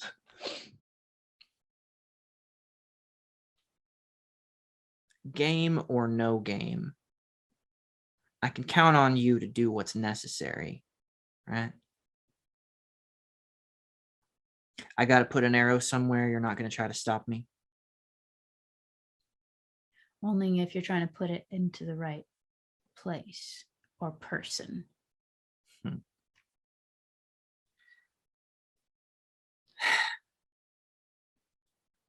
Correct me if I'm wrong, and forgive me if this is a crude assumption. But back home, you're a hunter, are you not? Yes. Well, from one hunter to another,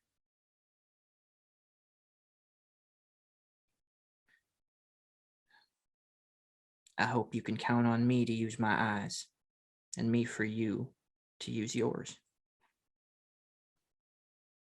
It's not your eyes I'm worried about. Keep walking.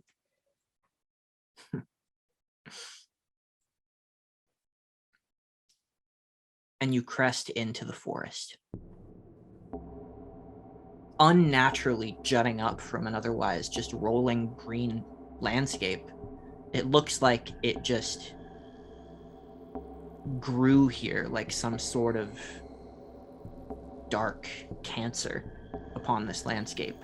Gnarled and tangled branches block out all sunlight, and as soon as you step through what seems to be a wall of trees and darkness, the sound of it emanates just this low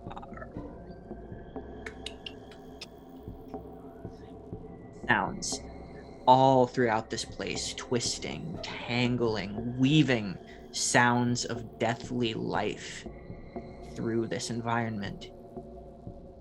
Daylight is gone in this place. There is only a canopy. And you begin to walk.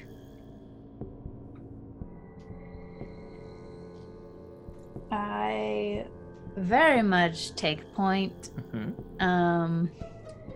An environment where everything wants to kill you is not unfamiliar. So Why don't you go ahead and make, I'm going to say, a willpower roll Okay. to try and navigate yourselves to the heart of the forest and not get lost. Okay. No. And I'll No. give you 2 levels of advantage Oh my god. if you accept it, because Troubleshooter is trying to help. And you see, like, she gets low. She's like, she's not really a forest or jungle person, Mhm. but the skill set is still there. Yeah. She's looking for signs and tracks, sort of following what small patches of sunlight she can. Haramon does accept it because Haramon's a fucking professional. Okay, that's better. All right, that's 2. 2 out of 3. 2 out of 3. That's good. Yeah, that's good. So you travel for what feels like maybe an hour, Mhm. and you don't really loop around very much. You just find that the safest path is navigating around certain areas. You find big, flattened out, slightly discolored patches that you might not think twice about stepping through, that you see Troubleshooter throws a rock into to demonstrate, and it snaps up into a maw, a big, toothy, giant Venus flytrap that then kind of steams, and then it goes back into position. And you see that that rock is like partially melted on the edges. There's like acid steaming off of it. You navigate around those, and it adds a little bit of time to your journey.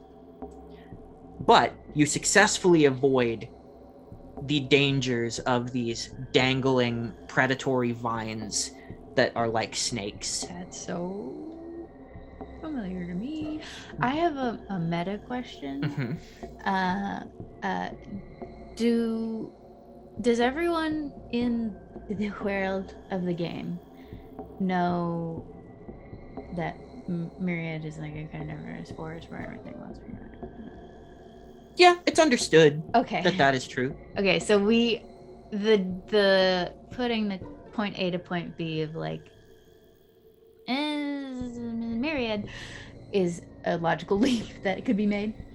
I mean, only in the sense of a predatory, like, evil forest is a trope, and like there is a real place in your world that is like that, you know, has been fictionalized before. People have told stories, made movies and TV shows that are like speculating about what it's like based on what little they know.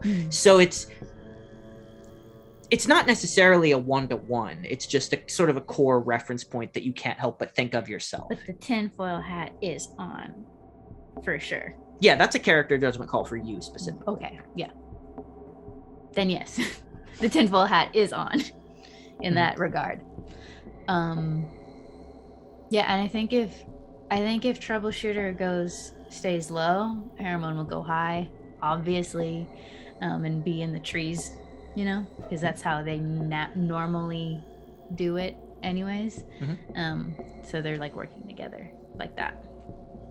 And after about an hour, you do spot something of a clearing where you see a particularly thick tree, like as wide as kind of a 1-bedroom cottage.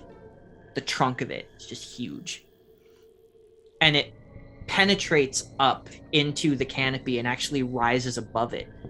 And while you're up top, like in the canopy, and you can kind of get to the top and see it, the sort of roof of the or the rounded like leafiness of the top of this big tree creates almost like a dome that rises above the rest of the canopy.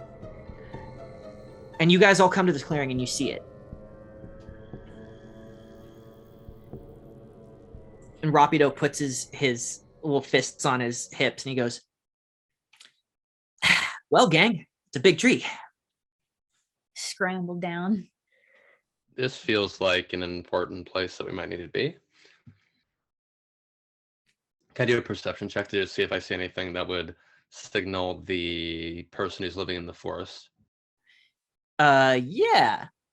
Yes, absolutely do that. So I'm going to have it be willpower if it is simply vision based, if you're just looking, and it's intelligence if you are like feeling around and investigating. Intelligence, full success.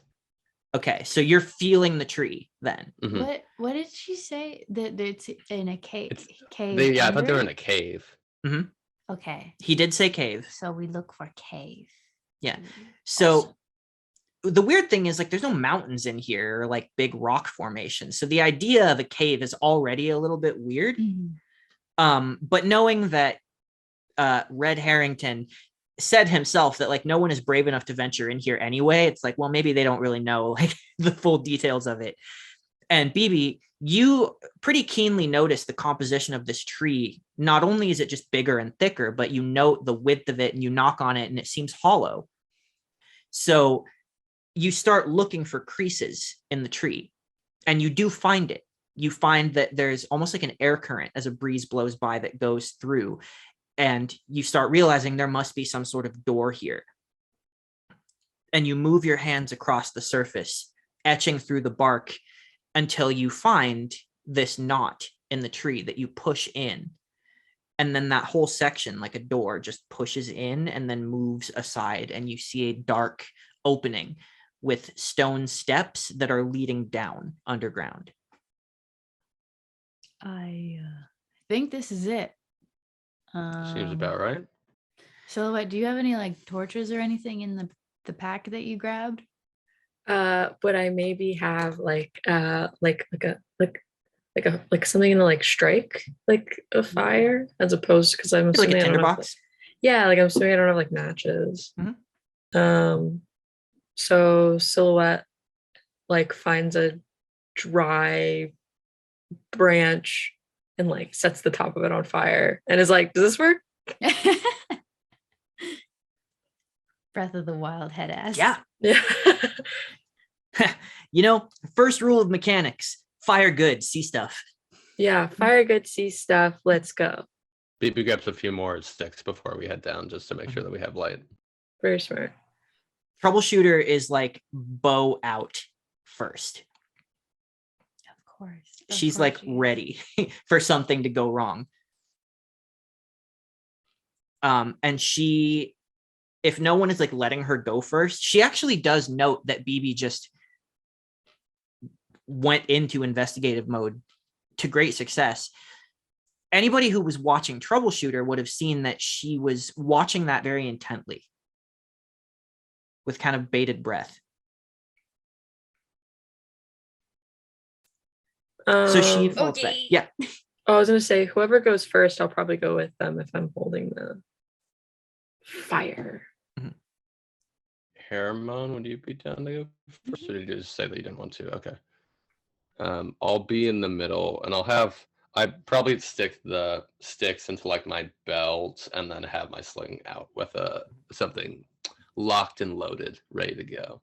I hold Silhouette's hand, so if the fire go out, we don't lose each other. Wow. That's very sweet. And so if BB goes toward the end with Troubleshooter, she falls back too and takes up the last position because she's a distance fighter. So she comes up kind of behind you, and she almost goes back to back with you, sort of looking around, scanning the area. And she goes, "Good eyes. Keep it sharp." Butts touching. I'm full imagining full Scooby-Doo. Like as my leg goes forward, her leg goes back, and we're perfectly matching one another. There is something strangely synchronous, despite the tension that's been happening here. Like she falls into step with you pretty naturally, as both of you are the two who have weapons out and are like watching and flanking. There is a similarity there. I don't know if BB says anything at this moment. She just kind of laughs under her breath and then keeps walking. We're on a mission. This is no time to be flirting. We're in a scary tree cave. Or it's exactly the time to be flirting. That happens when we're in mortal peril. This is just True. a low level of danger right now. Mhm. So you descend deep into this musty, dark cave, and you're illuminating sort of the area, and you see like little spiders are dangling down in places. There are webs, both spider and cob variety. And at the bottom of the stairs is sort of a earthen dirt floor and a wooden rounded door, behind which you can hear the faint sounds of a many-stringed lute being played.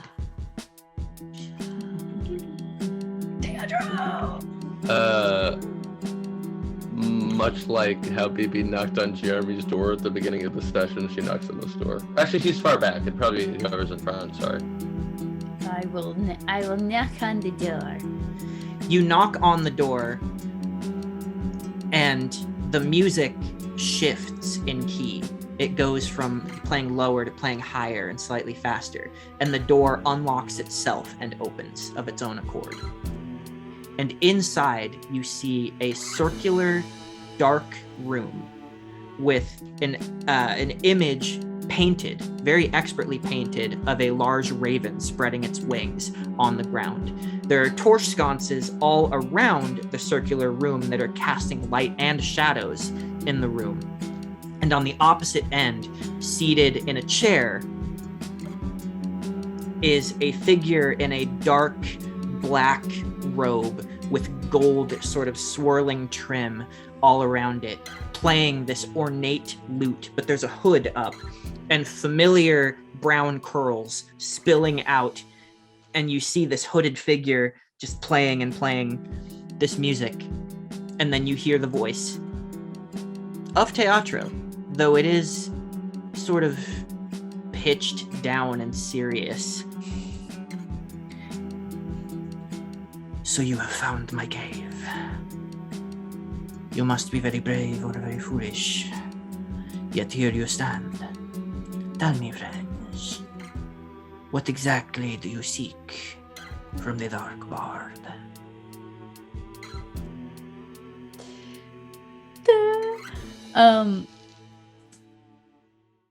We need someone to break the enchantment on the Black Knight's armor to make him, well, defeatable.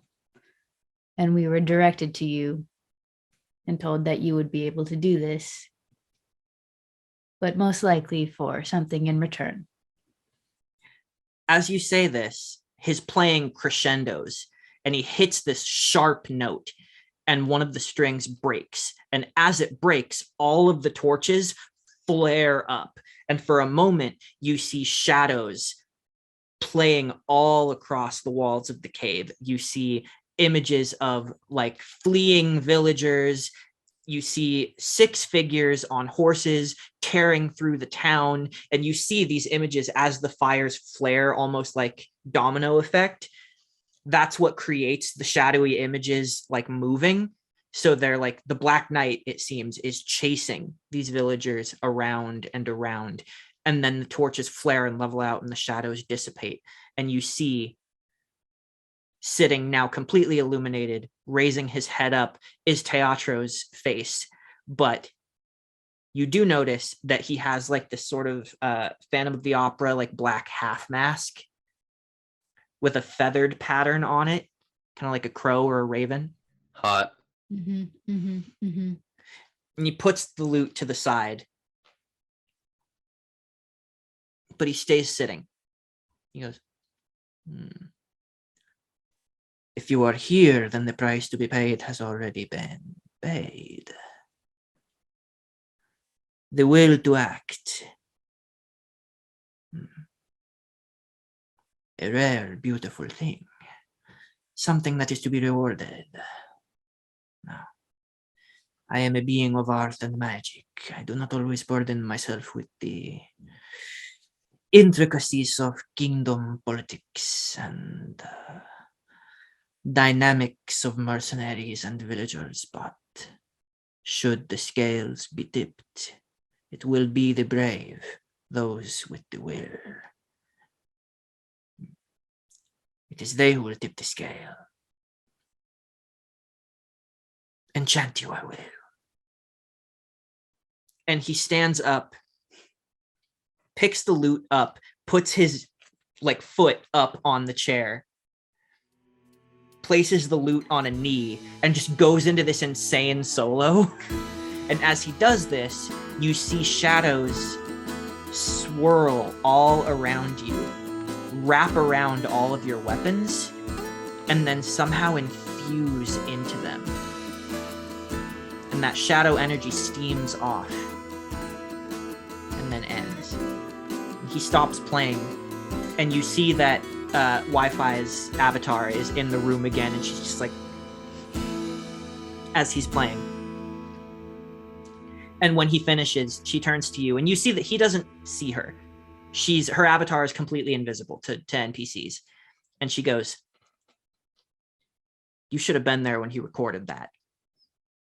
I mean, whole booth went quiet. Not just because they had to. Damn. Don't tell him I told you, though. He goes, oh, sorry, you were going to say. Oh, no, I was just going to say thank you so much. This will undoubtedly be pretty key in helping this village out. Yes, you now have the enchantment-breaking power of shadow. But beware. The nightfall still brings great dangers. And when the black night comes knocking, well, who is going to answer? And he moves back into the shadows and just disappears. Bye. Okay. We'll see ourselves out, I guess. Yeah, that seems like teatro. All right. BB kind of nods at the shadow and then turns to go back up the stairs. Okay. As you do so, you see for the first time that Troubleshooter is invested in what's happening. Oh she's God. looking around like,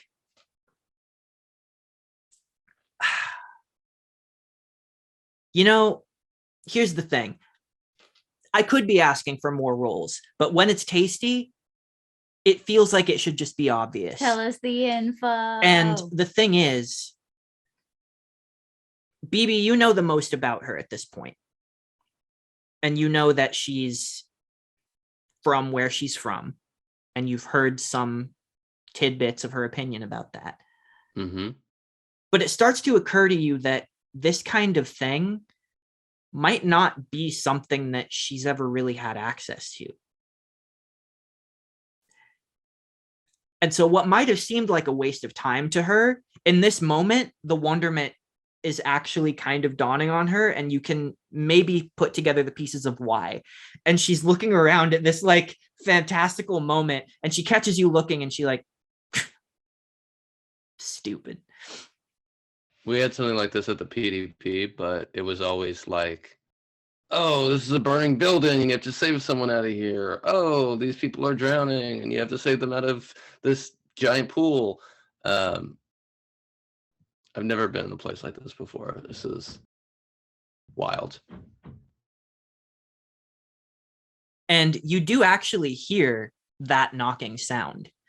And it's coming from up above where you came from. It sounds like the door above the stairs is knocking itself from the inside. And you look up and you see it opens a crack back out into the forest. And Troubleshooter goes, all right, I want to see the ending. You are not immune. You are not immune to having a good time. Ha ha ha. Again, did you actually say that? No. Oh, okay. Thinking it though. Okay. Because she would have said, well, seems like now this knight is not going to be immune to arrows. Oh my God, I hate her. But I won't say it. I hate her so much. I will not say it, even though I've now said it. So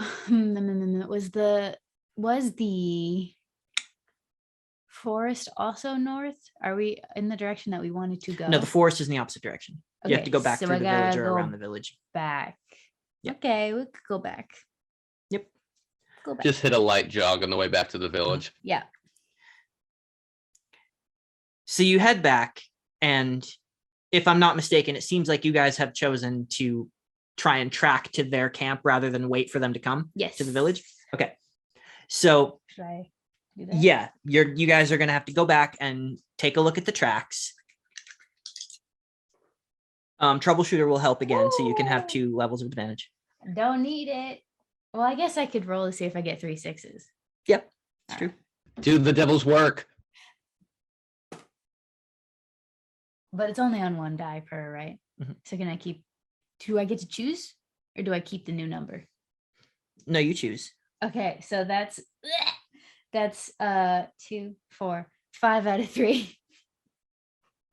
Yeah. Extreme success. It's what I'm good at, baby. So because you do, actually, can you give us like a rundown of sort of what you do, like what it looks like when Harriman does this?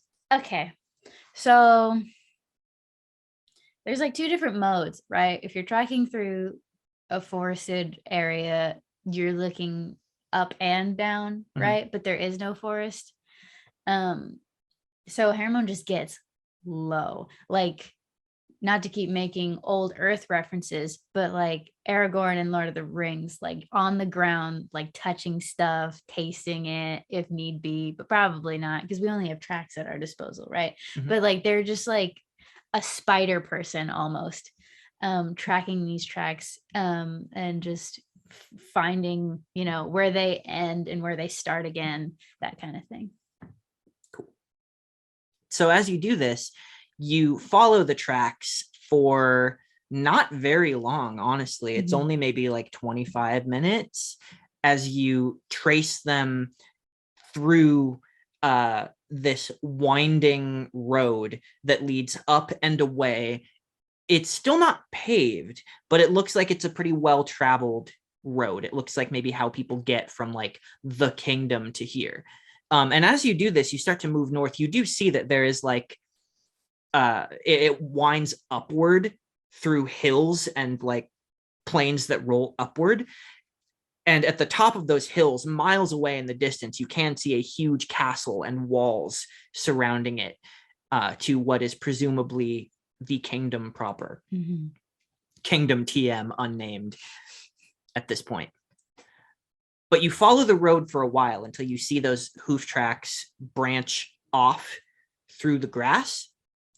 And you follow them for a while until you see, just like off the road a little ways, not hidden in any way, a bunch of spikes just sort of placed, like wooden spikes placed around like a bandit camp, Horizon Zero Dawn bandit camp.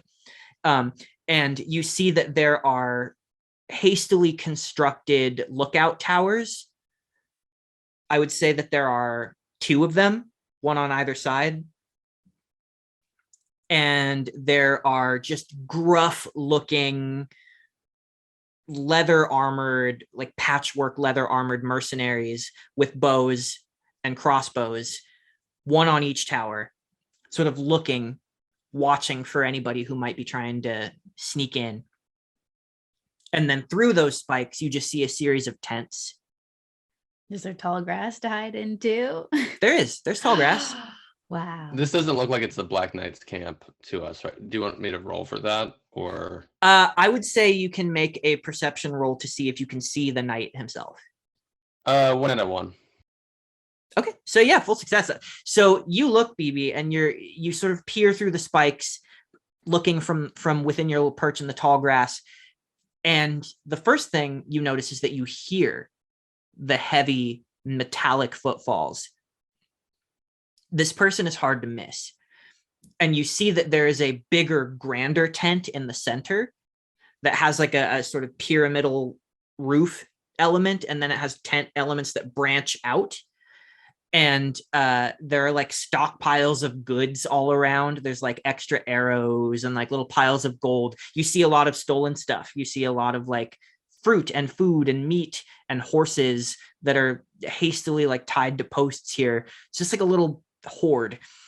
And the Black Knight is a 7-foot tall, spiky, shining, slate black armored figure. You can't see a spot of skin on this man, but you see a massive, massive two-handed greatsword strapped on his back, a horned helmet with like big curved horns that come out of it, and like a slitted face that's shadowed so you can't see the eyes underneath.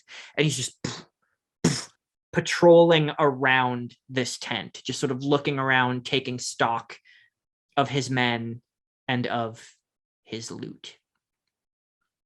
So you're all gathered here, sort of in the tall grass, maybe, I don't know, how many feet out do you think from the camp are you guys looking?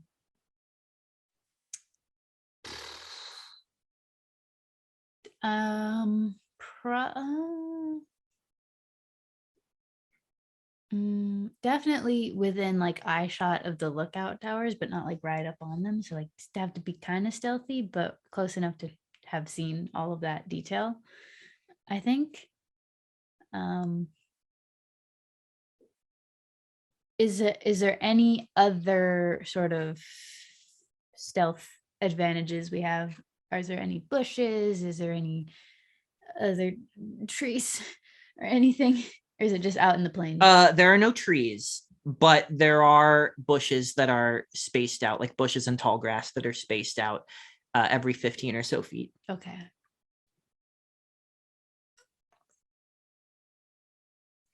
I mean, I think the smartest thing would be to stealth it as much as possible, but there's also a lot of guys. And those fuckers up in the towers are gonna possibly be an issue that I could deal with. I may not be able to see as far as I normally can, but that don't mean my aim ain't good still. So. BB takes a pellet from her pouch of stones and stuff. She grabs some tall grass and tears it up and starts to wrap the pellet with the tall grass, and then asks Silhouette for like a match or whatever to strike. She's like, what if we could like light this on fire and maybe one of Troubleshooter's bows or arrows as well, and that could we could light some of the tents on fire, I so love that all their attention is focused into the camp and not outside of it. But we could all go kind of strafe around so we're not all in one spot. I love that a lot. I love that idea. I love everything about it. Troubleshooter smiles and she goes, yeah, that kind of thinking reminds me of home. And she turns to Rapido and she goes, Loaded statement.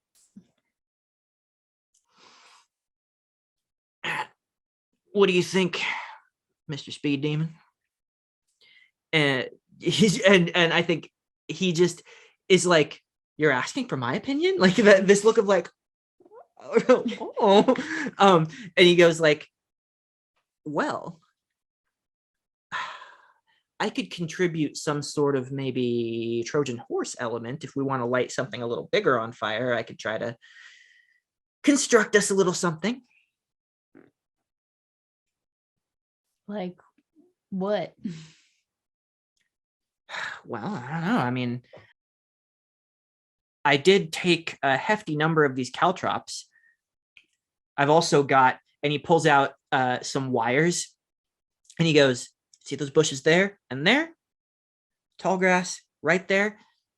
This right here. And he starts fastening some like rods together with this wire and coiling it around. And he goes, I can make some trip wires all around the exits. So we cause a distraction. They try to come out and see what's going on. They trip it. Maybe some of them catch fire. Did you happen to grab an extra bow? And who are you asking? Troubleshooter. An extra, but I only need one. Ah, shit. I didn't think about it when we were picking weapons. As I have a crossbow. Is that good? I mean, if you want to take the crossbow, I've never used one. I've only done string. So. Yeah, well, it's all the same to me. And she does give you the bow. Yes. See what you got. Yes. Well, I can also set something on fire now too, from a distance. So you guys do have the element of surprise. So before we go into initiative, we can just sort of resolve your plan. Okay. So what is the first stage of the plan? First stage of the plan, help Rapido or just let him do it. Whatever's stealthier, make tripwire around the exits. Okay. Second stage of the plan, get into position and then subsequently set as many tents and stuff on fire. What? No fucking That's way. insane. No What? fucking way. I'm taking a picture. Yeah, please do. I That just reaction rolled. was so good. What happened? I rolled for Rapido to stealth his way over and place the wire, and I rolled 4 6s out of 4. Oh my god. So that's What the 1, fuck? 2, 3, 4, 5, 6, 7, 8 successes out of 4. What? I'm glad that I did that for an ally of yours and not an enemy. He's gonna. And with he's the gonna meta triple me. knowledge that he's wearing plate for his on his legs, Mhm. it's so good.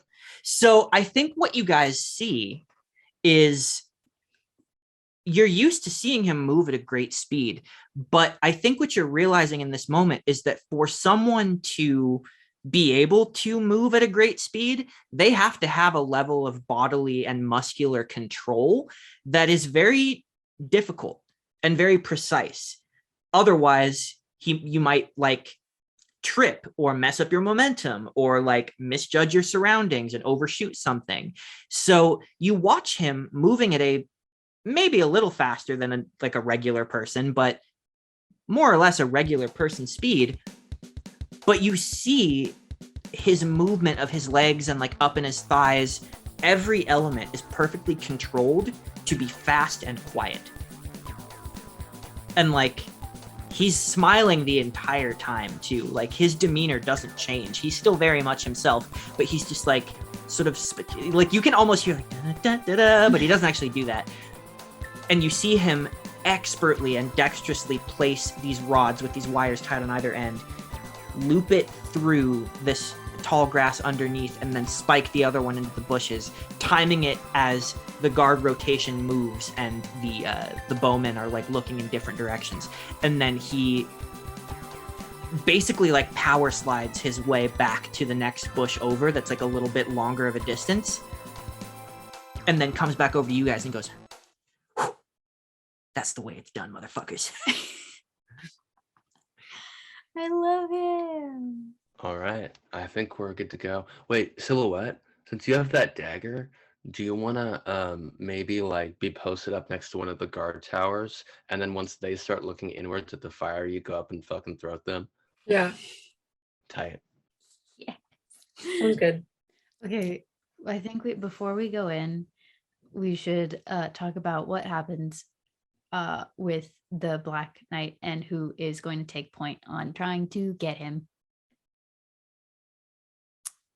Because he's still big nasty. I can be posted to shoot at a tent near the front if I'm willing to meet him head on. I guess. I might be off to the side. I can hit him with one of these pellets will be going super duper fast, so it'll knock him off balance at the very least. But if the magic does what it's supposed to do, it'll go right through that armor.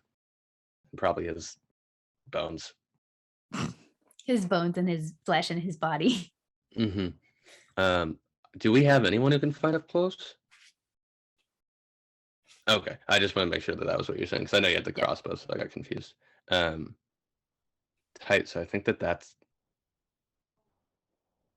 might be the move, with Harriman fighting up front and the rest of us providing support and cover, and trying to take out the riffraff. Ooh, actually, idea.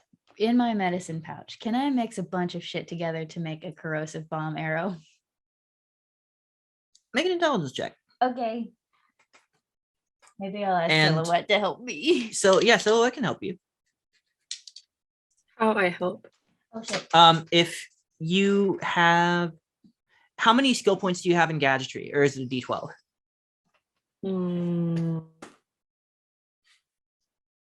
I think also let's points for invisibility, aren't they? Yeah. They're in stealth. Okay. No, Okay. stealth. Where did that go? I have a D12 in gadgets. Okay, so because you have a specialty in gadgets, you can apply your specialty essentially to this role.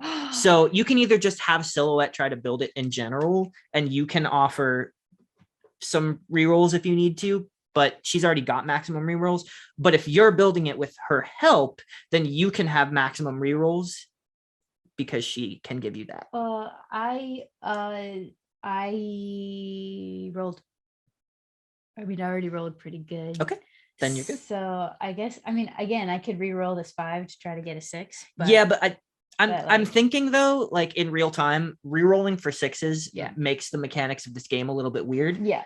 And I think you only re-roll failures. Failures. I don't think Yeah. you re-roll for 6s. So then I have a more success. The 3 out of 2. 3. Okay. Yeah. So actually with Silhouette's help, the two of you can put this together pretty readily, and you make something in Mustard gas. about like 5 minutes as you're here in the tall grass. Mm-hmm. That seems like it works pretty well. Yeah. So I think how it works is like it's like a mustard gas bomb arrow, and I have to be absolutely sure that we're shooting when we're shooting, because the second I like, it'll start pouring out and I'll mustard gas myself. So I'm just gonna wait for you guys. Yeah. So what is phase 2? What is the next incident here? I think Troubleshooter and I go to like either side of the camp and get ready to. BB's gonna aim directly at the Black Knight's 10 and try to start burning that. Okay. I think she's gonna have a second shot ready to go to try to take out the guard that Silhouette doesn't get, but that would be kind of stage 3. I guess Rapido could also go do that and do the other guard if there's 2 guard towers. So the very next thing is lighting the tent. Yeah, so Yeah. Stage 1, Rapido did that stuff. Stage 2, we light the tent. Stage 3, Silhouette and Rapido killed the guards in the guard tower. Yes. Then stage 4, just Haramon's fighting the Black Knight while we're all trying to take off the Black Knight, but also his lackeys. Yeah. And Yeah. I'm gonna try to drop it, like shoot it so it lands right in the middle, so it forces everyone out. And they either all, they all have to like come out of a different entrance, hopefully. But it's not necessarily like I'm trying to hit anyone. I'm just trying to create a hostile environment that they have to leave. Okay. And then they'll trip over Rapido's shield. Yes. Okay. Yeah. So next stage is the tent. So go ahead and roll your shot here. It's That'll an be inanimate dex, right? object. It's an inanimate object. So you're not trying to, I don't have to roll anything against it. You just have to have a good number of successes. So this isn't using your power. Do you have any relevant rolls for this other than just a straight I have the dexterity? Sharpshooter's skill, Okay. which allows me to reroll 1, which I will do right now. Okay. So I got 2 successes and 1 failure. That is still a failure, so 2 out of 3. 2 out of 3? 2 out of 3 is good. Yeah. So you throw, what is the weapon exactly again? The ammunition? It's like a David and Goliath sling, so it's one of the ones that you go like this with, and it gains a like crazy amount of velocity, and then you chuck it. So I think she lights the pellet on fire, lets it burn for a minute to make sure it's burning, and then lets the oxygen take over and throws it. You chuck this thing out, and it just ignites the tent, and you immediately see the 2 bowmen turn and look, and for a good couple of seconds they are facing inward, not looking outward. They're looking into the camp, and the Black Knight is like, holy shit, right? He turns and like clomps decidedly and determinedly, not like in a rush, just very confidently starts moving around the tent and looking at it and like squaring up. The sword comes out and he looks like he's trying to like be ready for something. 3 of the other goons, they scatter out of the exits. One of them trips over the tripwire and just immediately is lit on fire and face plants into the ground. And he's out of here. What is it that you were going to do to take out another one?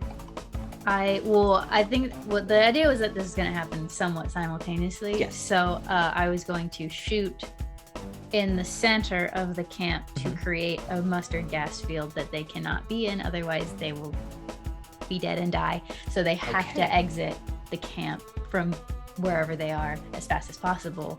Do you have anything to add to this, or is it just a straight dexterity roll for you? Just a straight roll. Okay, go ahead and make it. 2 out of 3. Okay, so 2 out of 3, you do that, and you get maybe a 15-foot diameter, sort of central, maybe more like a 15-foot radius. Just like thick, yellowy gas cloud that just sort of permeates around, and it's not like super realistic. It is a little video gamey, right? Looking at it, it's much more satisfying than it might have been in real life. and it permeates around, and you see they begin to cough, but the knight doesn't seem like super affected by it. He's pretty tall, so he kind of stays above the level of it. But the rest of the goons on the inside are like, oh, and they run out of the camp, which is like not that big. And they each trip over the other wires at the exits, and all of them are just on fire, booking it in different directions, knocked unconscious or dead as they just burn alive. Troubleshooter is laughing her ass off. That's not a good look. So now you've got just the knight and the 2 bowmen left after that. Troubleshooter's like, haha, war crimes. But the bowmen do look like they're going to go back to their posts pretty soon. They're going to turn back around to like face outside the camp. Here's where phase 3 comes in. Okay. Yeah. Silhouette with a Heavy gun shame. silhouette. Okay, so Silhouette had been climbing up there. It's me time. So Silhouette, give me a stealth without your power die because you can't be invisible. I guess Silhouette doesn't have to kill these people, but it would just be easier. Well, if it's my stealth, then wait. So what do I roll for that? Just an agility check with your stealth rerolls, but just not your D12. Oh my god. Meanwhile, Troubleshooter's going to try to deal with the other one. I got a 2, 3, 5 out of 4. 5 out of 4. So, Fuck yeah. you are not perceived by this guy as you climb up this ladder, sneaking your way through the chaos. You climb up the ladder. This guy is like still looking into the camp and looking for the source of whatever this was. And before he's able to sort of turn back around, what do you do to him?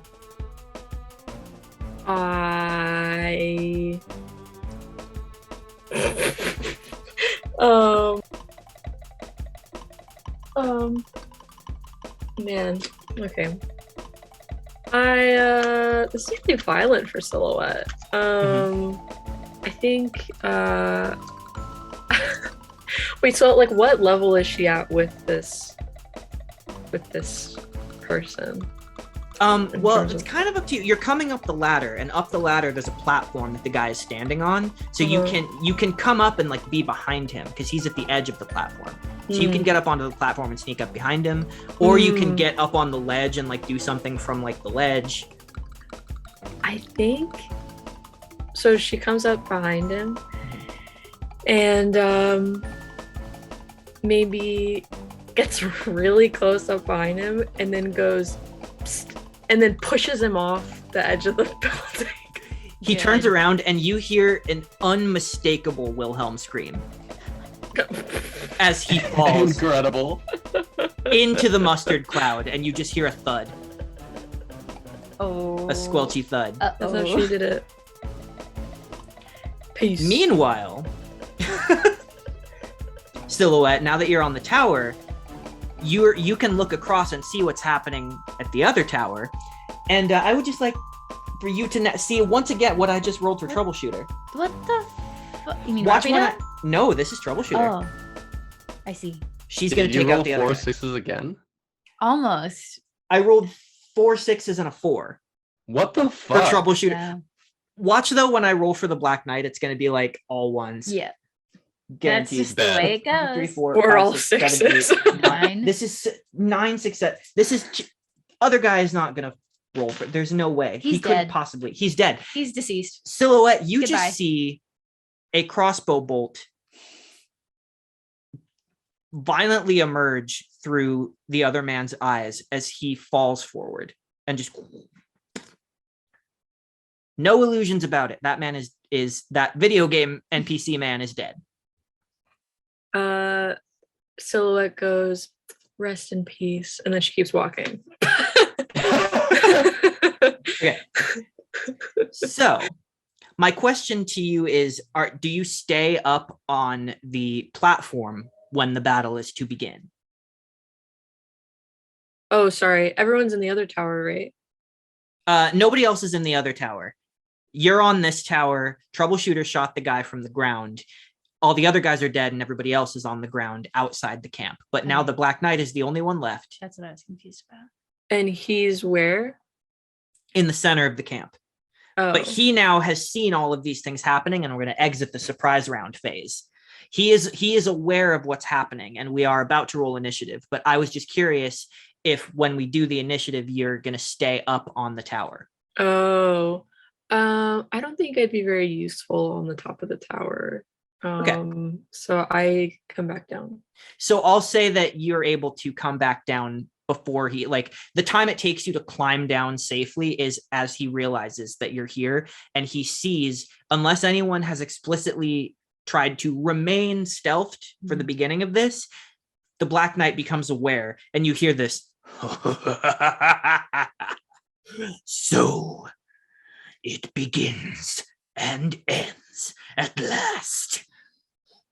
Oh, he's from Soul Calibur. And I'm going to need some initiative rolls. Okie dokie. Ooh, let's go.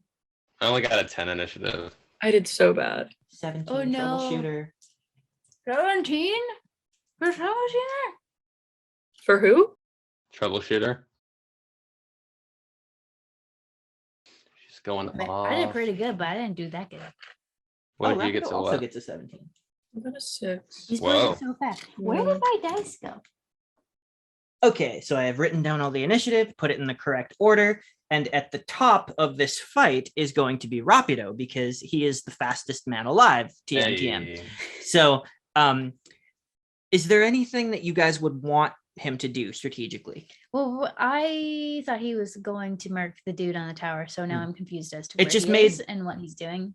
Yeah, I just made a judgment call there, Yeah. honestly, because it made way more sense to have Troubleshooter do it. This is true. Than You're him? correct. I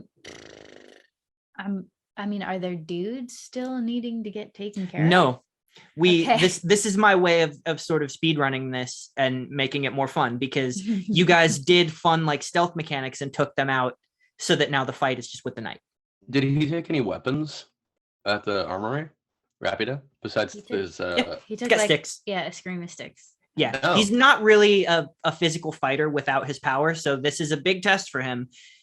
And he used his ingenuity to do what he did, but now it's like it's just a straight fight. So I mean, he could try to go in with those. There'll be so many people on the Black Knight that, like, Mm. I don't know if he'll get fucked up that bad. Is Right. the Black Knight still in the mustard cloud? I think he's moved just out of it now. Okay. Because here's what he's fast, but he's not. He doesn't have his power, so he's not as fast. What he could get on a horse to be fast and be like mounted cavalry backup. Because there really isn't anything for him to do right now. Yeah. He could also run up to me and take the bow from me because I don't need it anymore. Yeah, he doesn't super know how to use it, but I mean, he could try. I think the horse idea is pretty good. Yeah. Of all the ideas I heard, I think he's going to spend his turn trying to sort of maintain his stealth and go over to one of the horses and try to like release it. So let's give him Roll for Disney princess power. all ones. Oh no. So you hear a horse very loudly like and kick and start freaking out, and like out of the corner of your eye, you're the most perceptive, Harriman, so you probably notice, you see him like in front of the horse like, nope, didn't work. And that's his turn. Oh. Next it's Troubleshooter, who wastes no time. She knows that the stealth time is over, and she steps out of the bushes and stands in the doorway, and you can swear you hear that like as her fingers twitch. She quick draws her crossbow and just knocks one. So she's gonna try to hit the knight. My rolls are so good. 3, 4. So 4 for the knight and 1. Ooh, 2 for Troubleshooter. That's unfortunate. So Troubleshooter fires, and the knight, instead of even moving out of the way, as she fires, you see he just twists his body slightly, and the bolt just pings off of the chest plate, and you just hear her go, fuck. And we move to Harriman's turn. All right. Okay. As a free action, can I give Troubleshooter back the bow and the quiver and such? Yeah. Okay. And then, I mean, this double-ended staff's coming out because and I think Harriman doesn't step in front of Troubleshooter. I think she like lines up with her, and she gets into a ready position, but all they say is submit or die. And I'd like to take a defensive position. Okay. And watch what they do. The Black Knight does. Solid. So down to BB. BB hears Harriman say that. I was trying to think of what to do. She slings a pellet or a stone and starts swinging it, and then thinks back to fighting the silencer and chucks it at his mask, trying to blow the faceplate off. Nice. Let me roll for that. Bada bing. Oh, we don't love it. Uh-oh. 1 reroll. Okay, 3 out of 3. That's not so bad. That's fine. 1, 2, 3. I also get 3, but I believe What that did? goes to the attacker. Mm-hmm. So Right. you do hit. So go ahead and roll your damage. What's damage for these bad boys? So this is now just going to be a straight D6 roll with it's 1d6 plus the modifier of the ability you used. So dexterity. Okay, so 3. Yeah. Tight. There's no possibility to get 1 or 2 d6 because you haven't rolled a d12 to determine it. Mm. For sure. So it's just a static d6. 5 points of damage. The stone comes out of the sling with a whoosh, and I think maybe you hear a clang as it hits the helmet, and you can take it from there. You do hear a clang as it hits the helmet, and you see that the helmet twists and gets knocked aside, and you see that it bends in one spot, and where it bends you can see very white, like pale pasty skin underneath. Ew. And you hear the laugh as it moves, unless you have something else on your turn, Chris. No, I think that's it. I think I kind of, maybe she'll strafe around and still kind of try to stay stealth and try to get to kind of behind him. Okay. And so as this laugh echoes out, he just turns his head back to face you, BB, and raises the sword with 2 hands and goes, "If you want to see my face, all you need do is ask." And he reaches up with 1 hand off the sword, pulls the helmet off, and a cascade of stringy blonde hair falls out across bright blue eyes and a round cherub-like white face as the Black Knight knock knock stares you down. So, I Are thought you it was ready? Mr. Menagerie. Sorry. Outlander, are you ready to face my blade? And she runs forward with her sword and tries to slash at you. Uh-oh. I think this is genuinely the most horrifying thing Baby has ever seen.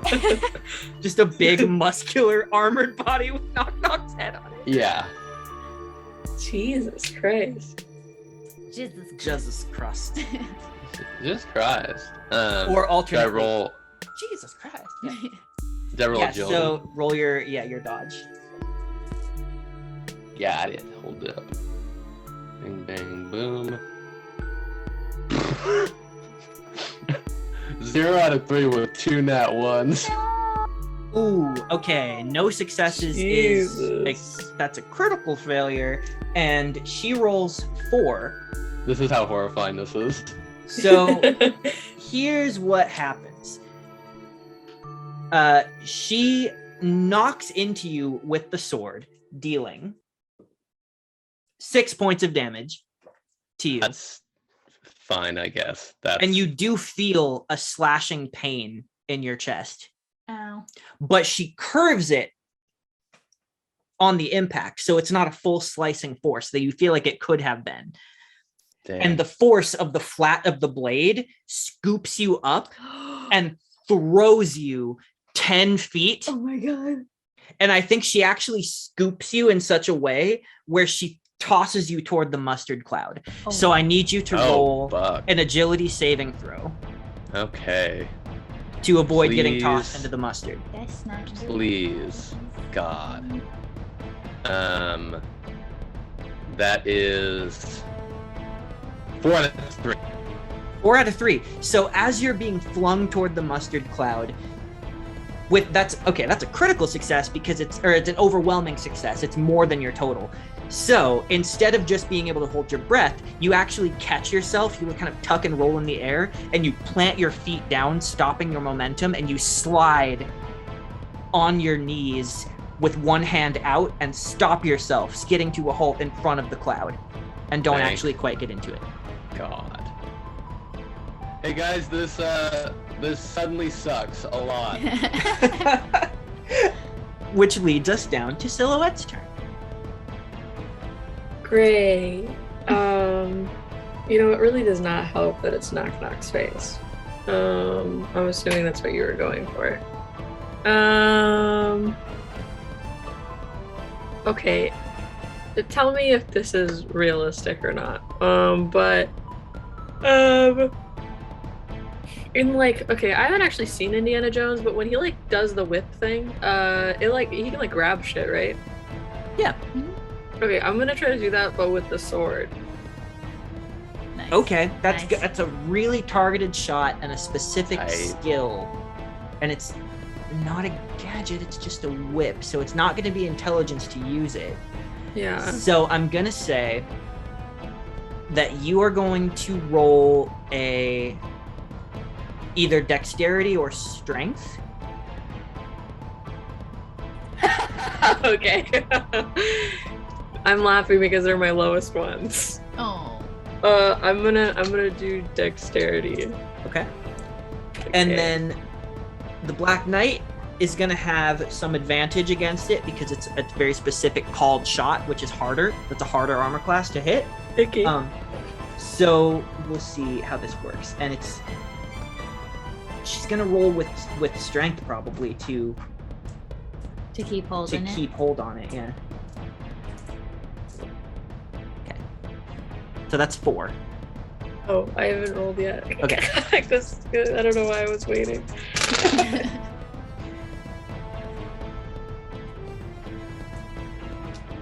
2 out of 3. All right.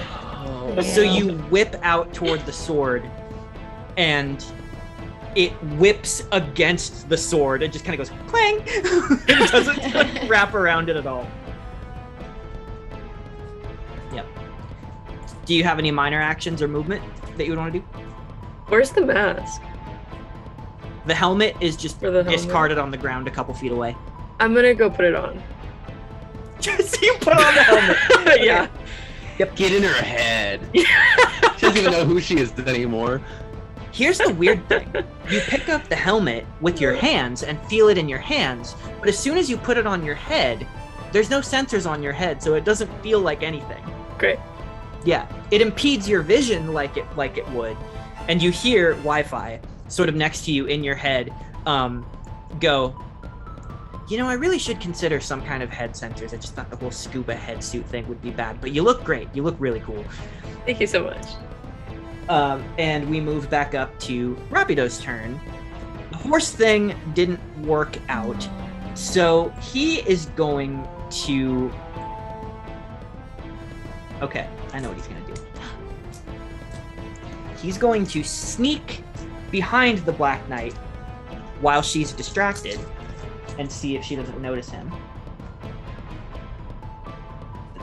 That's 2. Oh boy. Out of, okay, Black Knight's perception. Gets 1. Okay, so he does manage to sneak behind him, behind her, and he places another tripwire like 2 feet behind him, and he looks over to probably Haramone more than anyone else, and is like, look what I did. See where it is? And that's his turn. Which brings us to Troubleshooter, who now has the bow. She takes the crossbow. She just sort of like...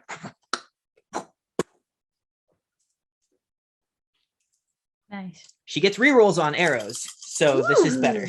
She's much better at real archery. Didn't know that. Now She we know was that. just too prideful. She was like, no, it's fine. I'll still be good. I hate her.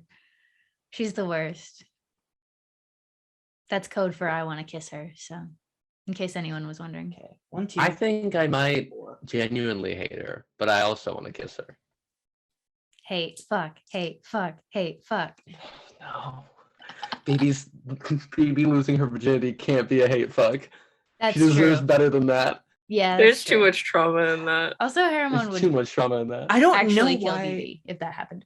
Yeah. she just can't get a hit. So she shoots another arrow, and this time the Black Knight just like punches it out of the sky. Just like boom. And she goes, well, you're gonna have to do better than that if you want to take me down. I'm awesome. Oh, that's good. See, Troubleshooter, it's almost as if the things that you thought weren't worth your time can be a learning experience. Who would have thought? And she is going to just start climbing up the tower, Smart. which brings us to Herman. So to trip this abomination, I would have to push them backwards. Yes. But she is facing me. Yeah. Okay. Let's do that, but with also stabbing at the same time. Okay. So I'd like to do a stab that is positioned to knock off balance and make her stumble backwards and eventually trip over the tripwire and fall. Okay, That is the intention. here's what we're gonna do. For lack of a specific skill that is relevant to like trying to push someone off balance like Yeah. that, I'm either gonna have you roll a normal attack that you would make with this, Okay. which would have all your normal advantages, Okay. and use the trait you would want to use for this, which I imagine is Dex or Strength. I mean, they're the same. So Right. I feel like, what did we decide for melee? Melee was strength. Melee was dex. It can be either, is the thing. Okay. But what I was going to say is that you can either roll it as you normally would, Mm. or you can make it a strength roll instead. Because if you roll it as normal, I will roll with some advantage because it's more like a called shot. Whereas if you Right. do it strength based, it's if I succeed on the strength to push, I succeed on the strength to push. You know what I mean? So it's up to you which of those options sounds better. And again, especially is just a reroll of failures. It doesn't give you a d12? Question mark? No, it does both. Okay. You add, Whew. there's a D12 on it and you reroll failures. I'll take the risk and do the stabbing power because she's chosen death, it seems. Fair enough.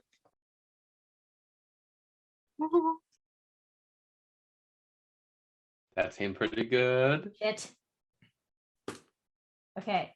Does a 12 on the specialty die also give a two success? Like a 6 on a d6? Normally a 12 on a special roll, it does not give 2 successes. No, what it does is it doubles the damage. It's a crit. Damn it. On damage. So that's only 2. I only rolled 2.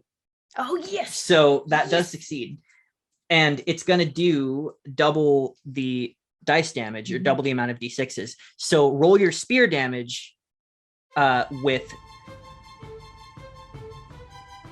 46. 46? Yeah, because it doubles on a 12. So Whoa, okay.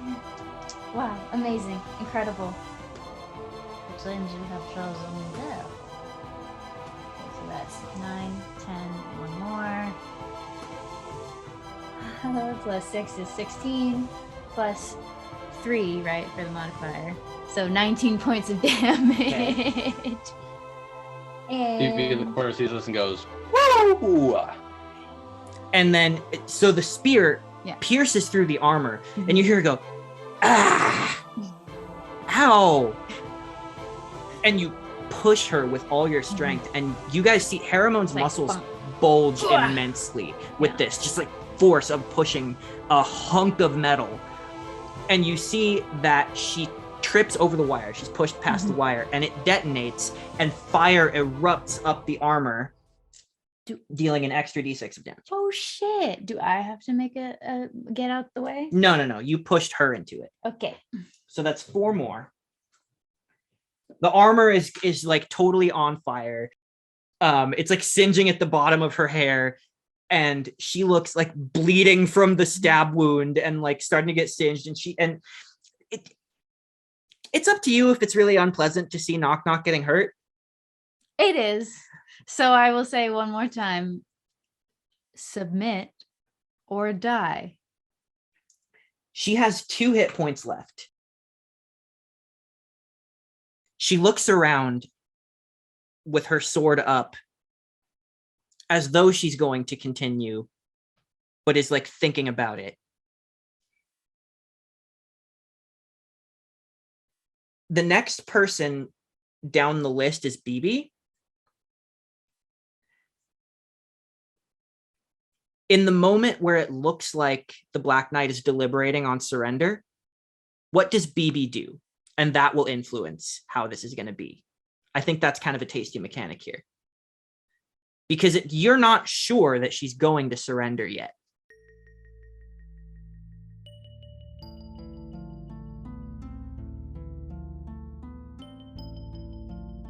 BB. Gosh, I don't know. I think she holds up just. I think she's just standing there slowly swinging the sling around and around and around. And like, it's clear that she's not gonna go, but one false move and. Okay. But it's clear that she has her arms like down. Like, it's not hyper aggressive. Like, it's like, what are you gonna do? The Knock Knock Knight lowers her sword, steps out of like the little ring of fire and like kind of pats herself down a little bit. It's metal, so it's not a huge deal. She goes, well, you've killed all of my friends. Well, they're not friends, they're underlings. Stinky little minions. I am outnumbered, and that village is starting to get boring anyway. Let me walk away, and I promise never to return unless they make a sequel.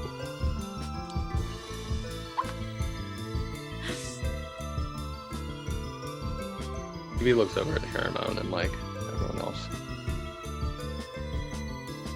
Or we could take you to the kingdom to pay for your crimes. I would hate that. Well, it's happening. And Damn. I I take out my spear from her rib cage and I Charlie horse her so she's on her knees and I start tying her up. BB, you said you were looking around at everyone. You did see Troubleshooter rearing up to fire another arrow from up on the tower. And as you lock eyes with her, she does see you. She lets out a breath and she slowly just unknocks the arrow, puts it away. With the same motion, BB takes the stone out of the sling and puts it away. She bites her lip a little bit. She takes out a rope, sort of ties it to a little like outcropping of wood, I guess, at the top of the tower and like rappels herself down onto her feet, dusts her hands off and walks over to you. And she goes, for the record, if this were real, this rope situation wouldn't be happening. But just so happens I lack this little gremlin. It's tough not to like her. But I think this was a good little adventure / lesson for all of us. Yeah, something like that. Good shooting. I think I shake her hand. I hold out my hand to like shake. She takes it and moves up to that like warrior shake. Hell yeah. But in it, there's a moment where she nods to you like a look of, I'm kind of okay that you know a little bit more about me now than you did before. You almost detect some sort of relief in the look on her face. But she catches herself and undoes it. All right, come on, kingdom. Probably some other bullshit. As we're like montage walking to the kingdom, I'm gonna like hug Rabido as we're walking, one hand on like Black Knight knock knock, and say, I'm sorry I yelled at you earlier. I just come from a place where teamwork, if you're on a team, your teamwork means life or death. And so it's really frustrating when there's not a team player and it affects everyone and No, I get it. I do. But I mean, your team, you're going through some different stuff and ours is like, it's going to sound awful if I put it like this, but it's true. There's a certain element of healthy competition on our team. I mean, we're all working toward not only heroing, but like working in this industry and like building. And, I would love to make a name for myself, have a machine shop somewhere. I mean, I don't feel shame in wanting something more for myself too. And so I don't begrudge her that. That's all. Okay. As long as we're cool. Hey, man, we're the coolest, best budded individuals in this weird fantasy world. Oh, man. It's true. I love you to pieces. Okay. And then I give him a kiss on the temple. As you guys make your way with the Black Knight, maybe you put her in like a wagon and she whistles a tune tied up in the back of this wagon as you make your way up through the walls of this kingdom as people are cheering as they see the Black Knight brought to justice. You're welcomed through the castle gates and up into this incredible lush throne room where you hear the sort of trumpeters and the announcers, the royal heralds saying, presenting her royal majesty, the monarch of our kingdom. And you do indeed see Monarch dressed in this beautiful furred orange gown with a huge crown that almost looks a little bit like butterfly wings. And she goes, very well, I am so happy to see that you have brought me this devious criminal. You shall all be rewarded handsomely for your efforts and go down in history. as heroes of this kingdom. Hooray, everybody! Yeah! And everybody starts to, I got a little Austin Powers, but I'm okay with it, as everybody begins to cheer. And as those cheers ring out, a white glow sort of overtakes the chamber, and your vision returns to sort of the loading screen, and the game cuts out to black. Okay, but maybe absorb moonlit into your kingdom so they can be protected. Okay, game over. As you start to remove your glasses, you like, for the first time, perceive yourself floating in anti-gravity. It's kind of fun if you're into that sort of thing. And Wi-Fi goes, all right, adventurers, feet on the ground in 3, 2, 1. Boop. And you all just clunk down onto the ground. As you step over, you see that Dr. Quickstep is standing amongst you with her arms crossed. She's silent for a long moment before she finally says, it seems clear to me that you all know how to function without your powers. The separation of fantasy and reality might leave something to be desired. I did tell you to treat this as though it were real. Some of you did, some of you less so. From what I understand, this is a problem that could permeate into your futures if you're not careful, but that is Pantheon's problem, not mine. For the time being, a job well done. And the game works quite expertly, if I do say so. And Wi-Fi goes, yeah, I think I want to add head sensors though. And maybe there's something to do with, like, we could put like lip gloss that feels, I don't know. We'll think of something. Thanks, guys. And she sidles up to Silhouette specifically and she goes, hey, training aside, was it fun? It was amazing. I've never experienced anything like that. And I probably, actually, I don't know. This would probably do really well later on. Maybe without the pain suits for mass consumption, but yeah. Yeah. I don't know. Some people are weird. Don't let it get into the wrong hands. No. Oh, God, no. Yeah. I mean, and hey, babe, no more secrets, all right? From now on, unless it's like confidential QuickStep stuff, I'll give you sneak peeks. Yeah. And I give them a fist bump. As we fade out on this moment, we sort of move into the afternoon. As you all are sort of chatting and like reminiscing about the day that you've had, you step up to your front door and open it. Stepping into your living room, the first thing that you notice that just cuts through the light tone is Pantheon sitting on your couch, her arms kind of folded, her fingers steepled in front of her. She looks up at you and then back up toward the stairs where Jeremy is walking down the stairs as well. Jeremy comes over and sits in a chair by himself, sort of on the other side of the table from Pantheon. He nods to you guys, but he looks like he's not really in a talking mood, more in a mood for listening. Pantheon goes, hey.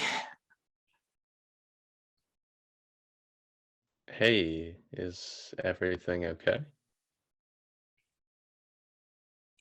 Yeah, no, look, I don't mean to be, I don't know what I don't mean to be. Can you sit down, please? I've been talking to Jeremy, and subsequently I spoke to Poltergeist. They agreed to show me the memory.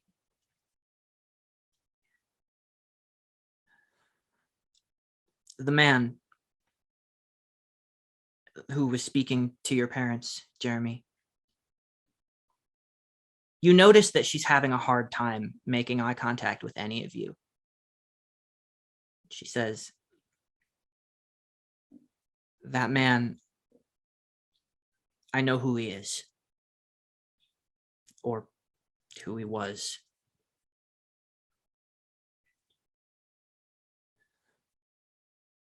I told you before that I walked away because I lost a piece of myself. It's not the whole truth. And this, all of this, means that my failure runs deeper than I ever thought. It's time I told you the truth. And that's where we'll pick up next time. Jen. Oh. Oh boy. What is Ruh-roh. she possibly gonna say? We will pick up there next time with Ben back with us again, of course.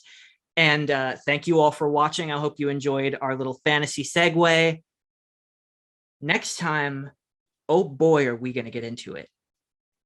We'll see you then. Keep it super. Goodbye. Goodbye.